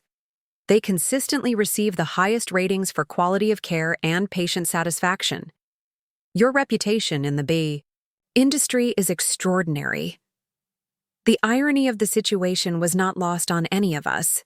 Here I was, the owner of a healthcare empire known for its commitment to dignity and quality care, having spent 3 days experiencing the kind of institutional neglect that I had spent my career fighting to eliminate.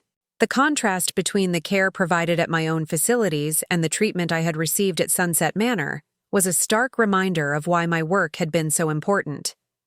"Thank you," I replied, "which makes my experience here all the more troubling. The conditions at this facility represent everything that our industry should be working to eliminate." Sarah was shaking her head frantically, as if she could somehow undo the revelations of the past few minutes through sheer force of denial. "This doesn't make sense," she kept repeating. "If you're so wealthy and powerful, why didn't you say something? Why did you let me bring you here?" It was a question that went to the heart of everything that had happened over the past few months. Why had I allowed myself to be diminished and marginalized by someone who clearly had no understanding of who I really was or what I had accomplished? "Because I wanted to understand what you were really like," I said, my voice taking on a sadness that surprised even me. "I wanted to see what kind of person you truly were, when you thought you had power over someone vulnerable. I wanted to know if the woman my son married was someone who would treat elderly people with dignity and respect, or someone who would warehouse them for her own convenience. The words hung in the air like an indictment, which is exactly what they were. For months, I had allowed Sarah to reveal her true character through her treatment of me, gathering evidence of her selfishness and manipulation while maintaining the facade of a dependent elderly woman who had no choice but to accept whatever arrangements others made for her. And what I discovered, I continued, was that you are exactly the kind of person who sees elderly family members as burdens to be managed rather than individuals to be honored. You are someone who would abandon a vulnerable person in a substandard facility for days without a second thought, as long as it served your own purposes. Dorothy and the other residents were listening to this exchange with expressions of recognition and validation. They understood exactly what I was describing, because they had experienced it themselves. The difference was that I had the resources and knowledge to fight back, while they had been taught to accept their diminished status as the natural consequence of aging. The sound of vehicles pulling into the parking lot announced the arrival of the transportation I had requested. Through the lobby windows, I could see a sleek black sedan and a larger vehicle that would accommodate the inspection team. Patricia stepped out of the sedan with the efficient grace that had made her an invaluable assistant for the past 15 years, carrying a leather portfolio that I knew contained documentation of my legal status and professional authority. Mrs. Gray, Patricia called as she entered the lobby, her voice carrying the kind of respectful familiarity that comes from a long and productive working relationship. I have the documents you requested, and the legal team is standing by for whatever action you decide to take. Her presence seemed to fill the lobby with an energy that had been absent during my 3 days as a supposedly powerless resident. Patricia moved with the confidence of someone who worked for a person of significant influence, and her deference to me was unmistakable to everyone present. "Thank you, Patricia," I said, accepting the portfolio with the same natural authority I had exercised for decades. "I think we have several matters that will require legal attention." Sarah was staring at the interaction between Patricia and me with an expression of growing horror as the full scope of her miscalculation became clear. She had not only warehoused someone with significant wealth and influence, but she had done so in a facility that would undoubtedly be found to violate the standards that I had spent my career establishing and defending. "Mrs. Gray, Rebecca," Morrison said, her voice carrying a new note of professional urgency.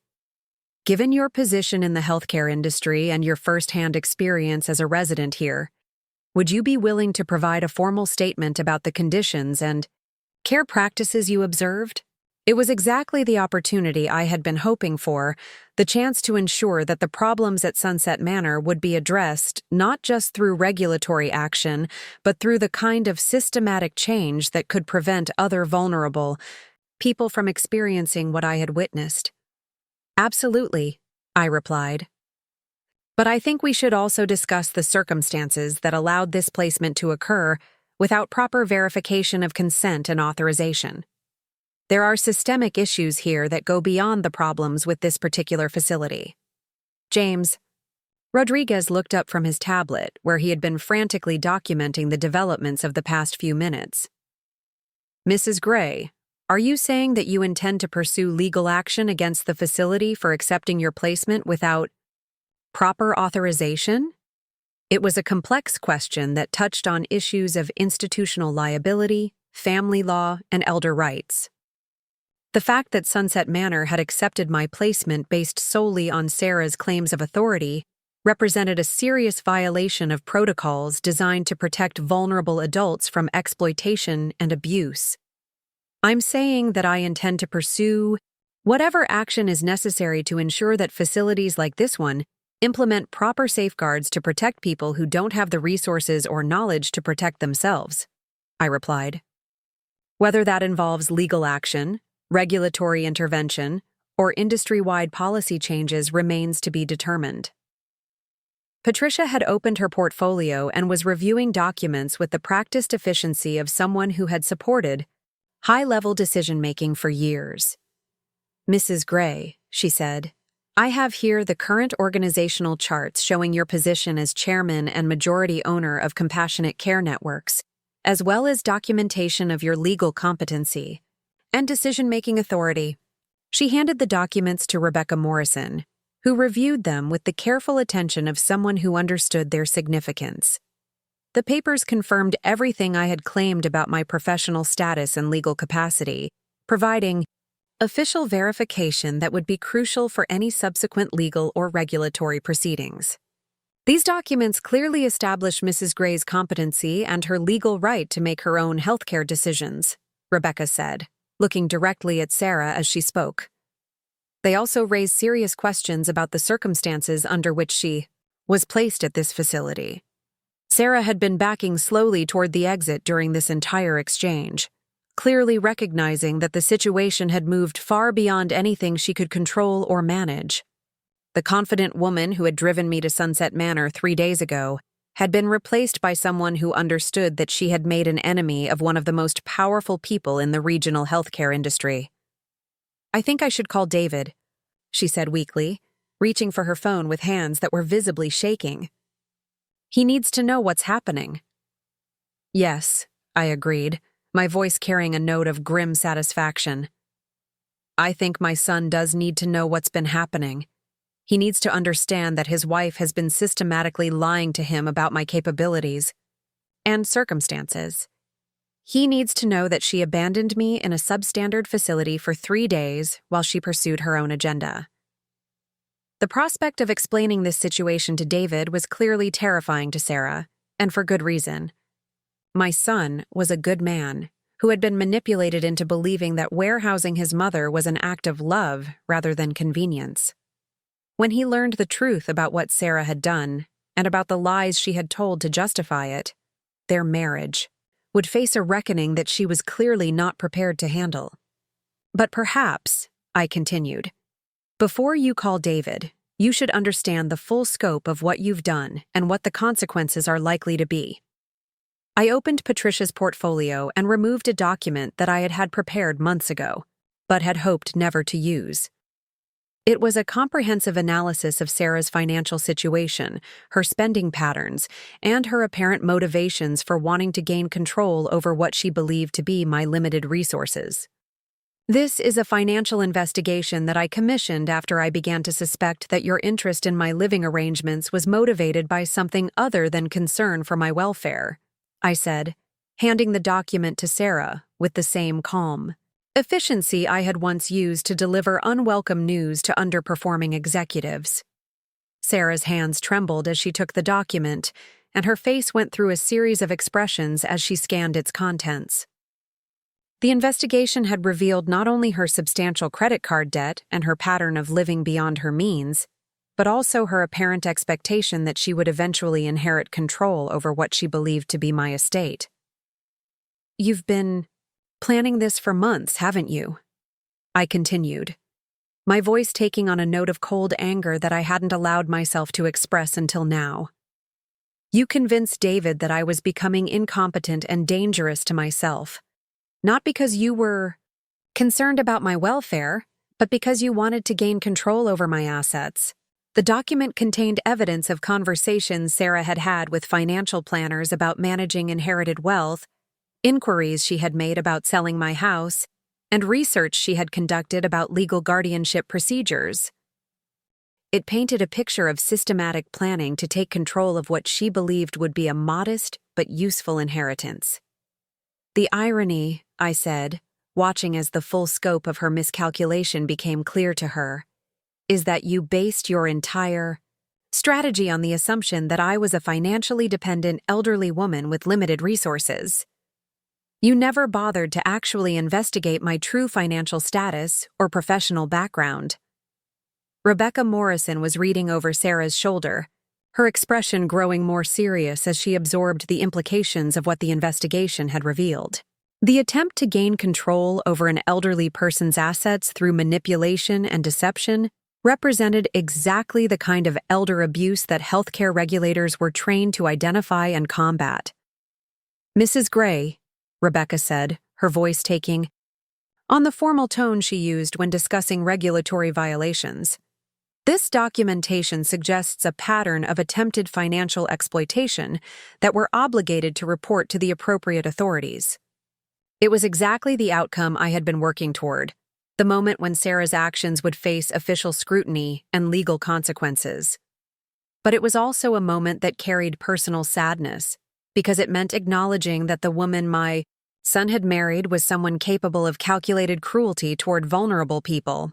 "I understand," I replied, "and I want you to know that I intend to cooperate fully with any investigation that results from this situation." Sarah was staring at the financial investigation with an expression of complete defeat, finally understanding that her careful plans had not only failed, but had actually exposed her to serious legal jeopardy. The attempt to warehouse me in a substandard facility had backfired spectacularly, revealing her true motivations while simultaneously demonstrating my continued competency and authority. "Mrs. Gray," she said, her voice barely a whisper, "I never meant for any of this to happen. I thought I was helping. I thought you needed care and supervision." The lie was so transparent and so easily disproven that even she seemed to understand how hollow it sounded. The financial investigation had documented months of planning that had nothing to do with my welfare, and everything to do with her desire to control what she believed would be my inheritance. "Sarah," I said, my voice taking on the tone I had once used with employees who had violated company policies, "the evidence suggests otherwise. And more importantly, even if your motivations had been pure, your methods were unacceptable. You cannot warehouse elderly people in substandard facilities simply because it's convenient for you." The residents who had gathered to witness this confrontation were watching with expressions that combined vindication with hope. They were seeing something that many of them had probably thought was impossible: an elderly person successfully fighting back against family members who had assumed control over their lives, backed by resources and authority that demanded respect. Patricia approached me with a tablet displaying my schedule and a list of calls that had come in during my absence from the office. "Mrs. Gray," she said, "the board is scheduled to meet this evening to finalize the Henderson acquisition. They're waiting for your input on the final terms." The mention of business responsibilities seemed to further emphasize the scope of Sarah's miscalculation. While she thought she was warehousing a dependent elderly woman, I had actually been missing meetings that affected thousands of employees and millions of dollars in healthcare investments. "Tell them we'll need to add an agenda item about implementing enhanced patient consent verification procedures across all our facilities," I said, my voice carrying the authority of someone accustomed to making decisions that affected large organizations. "The problems we've discovered here suggest systematic issues that need to be addressed industry-wide." Rebecca Morrison nodded approvingly at this suggestion. "That would be an important contribution to patient safety and rights protection," she said. "The verification procedures at most facilities are inadequate to prevent the kind of situation that occurred here." Sarah had been listening to this exchange with growing despair as she realized that her actions had not only failed to achieve her goals, but had actually prompted changes that would make it harder for others to exploit elderly people in similar ways. Her attempt to manipulate one elderly woman had inadvertently triggered reforms that would protect countless others.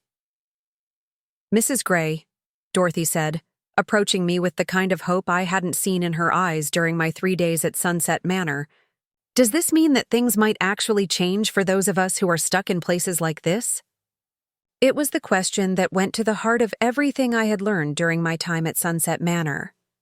My own situation was resolved, my authority was restored, and Sarah's manipulation had been exposed. But what about the people who didn't have resources or knowledge to fight back, who were genuinely dependent on family members and institutional systems that too often failed them? "Yes," I said firmly, looking not just at Dorothy, but at all the residents who had gathered to witness this confrontation. Things are going to change, not just here, but everywhere. What I've experienced over the past 3 days has reminded me why this work is so important. I turned to Rebecca Morrison and the inspection team, my voice taking on the tone I had once used when announcing major policy initiatives to corporate boards. I want to propose a partnership between compassionate care networks and the state. Regulatory system to develop new standards for family involvement in elder care decisions. We need protocols that protect vulnerable adults from exploitation while still honoring legitimate family concerns. The proposal represented exactly the kind of systematic change that could prevent other families from experiencing what mine had gone through. It would create safeguards to ensure that elderly people retained control over their own lives, while still allowing for appropriate family support when it was genuinely needed and properly authorized. That would be an extraordinary contribution. To the field, Rebecca replied, her voice carrying the enthusiasm of someone who had seen too many cases of elder abuse and understood the importance of preventive measures. The current system has too many gaps that allow manipulation and exploitation to occur.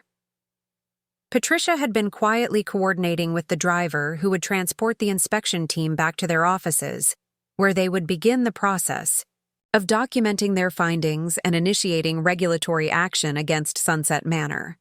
The facility's substandard practices would face immediate scrutiny, and the staff would be required to undergo extensive retraining before they could continue operating.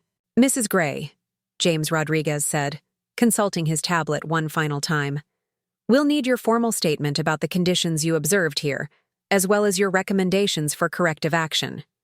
Your perspective as both a resident and an industry expert will be invaluable for our report.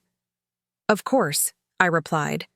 Patricia will coordinate with your office to schedule whatever meetings are necessary. This situation has revealed problems that go far beyond one facility, and I want to make sure our response addresses the systemic issues as well as the immediate violations. Sarah had been standing quietly during this exchange, apparently trying to process the magnitude of her miscalculation and its likely consequences.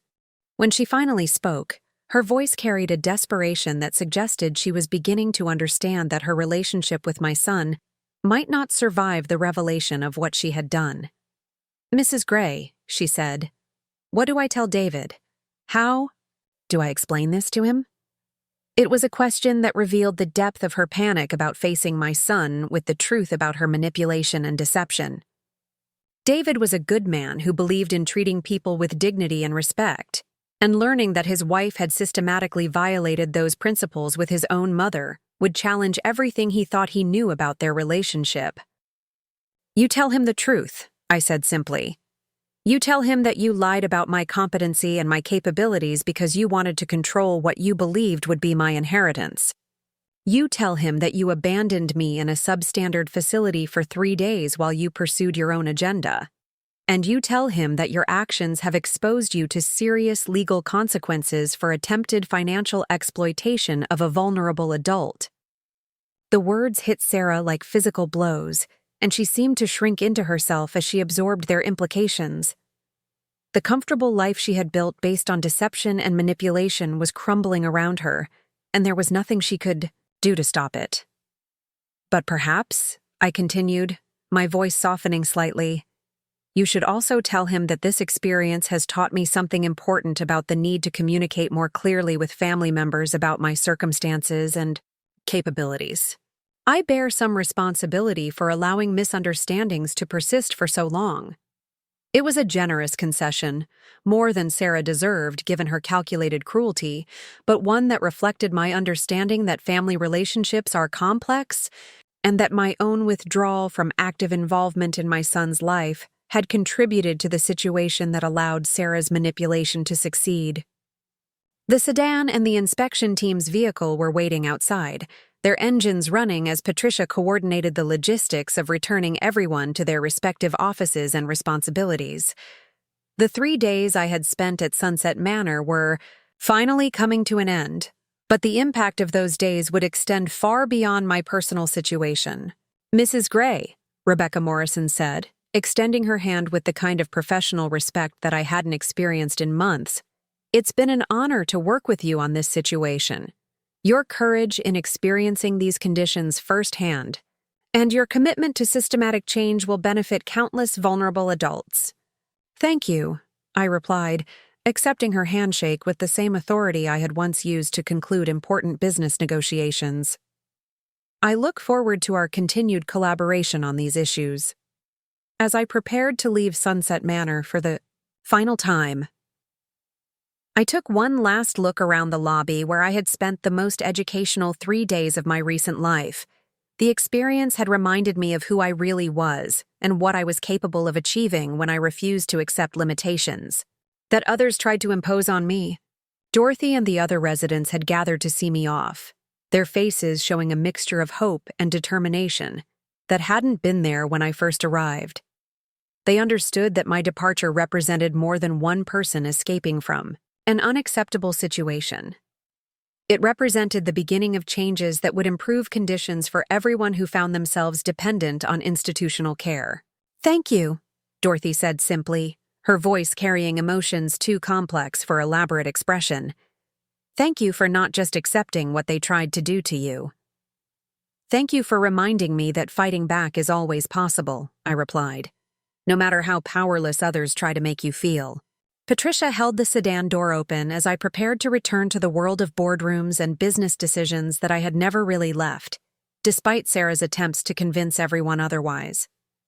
The woman who was leaving Sunset Manor was the same person who had entered it 3 days earlier, but she was also someone who had been reminded of her own strength and purpose. As we drove away from the facility, I could see Sarah standing alone in the parking lot, probably trying to gather the courage to call my son and explain how thoroughly she had miscalculated the situation. That conversation would be difficult and painful, but it would also be necessary for any hope of rebuilding trust and understanding within our family.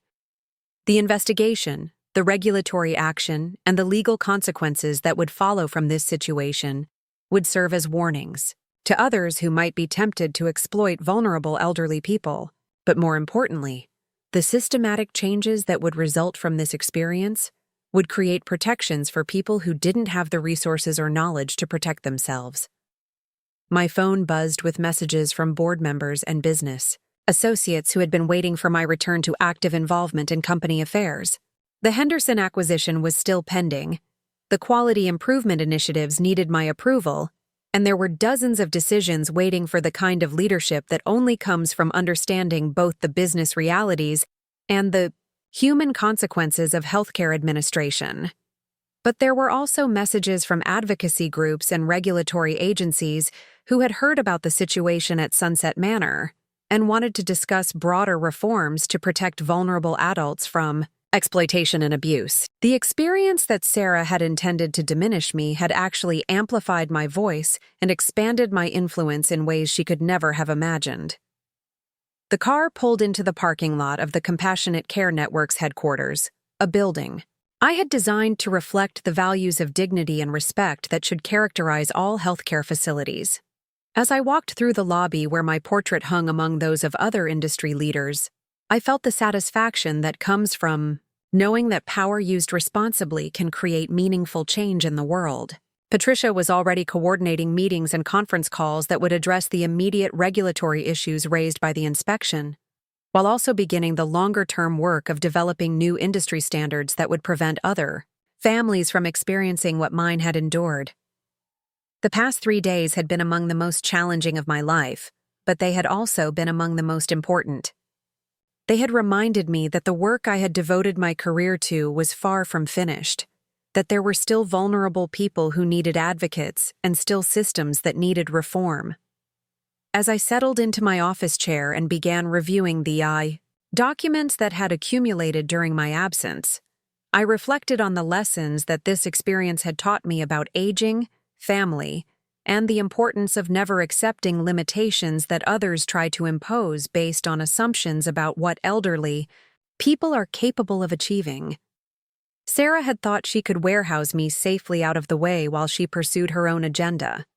Instead, She had reminded me of exactly why my work mattered and had given me the motivation to expand that work in ways that would protect countless other vulnerable adults. The phone rang with the first of what would be many calls about the situation at Sunset Manor and its implications for the healthcare industry. As I answered it with the authority and confidence that had served me throughout my career, I smiled at the thought of how thoroughly Sarah had miscalculated the consequences of her actions. Justice had been served, changes were being implemented, and the most vulnerable members of our society would be better protected because of what had happened over the past 3 days. It was exactly the kind of outcome that made a lifetime of work in healthcare feel worthwhile and meaningful. The woman who had been dropped off at Sunset Manor 3 days ago as an unwanted burden had returned to her rightful place as a leader and advocate, ready to use her experience and influence to create a better world for everyone who might find themselves vulnerable and in need of protection. Up next, you've got 2 more standout stories right on your screen. If this one hit the mark, you won't want to pass these up. Just click and check them out.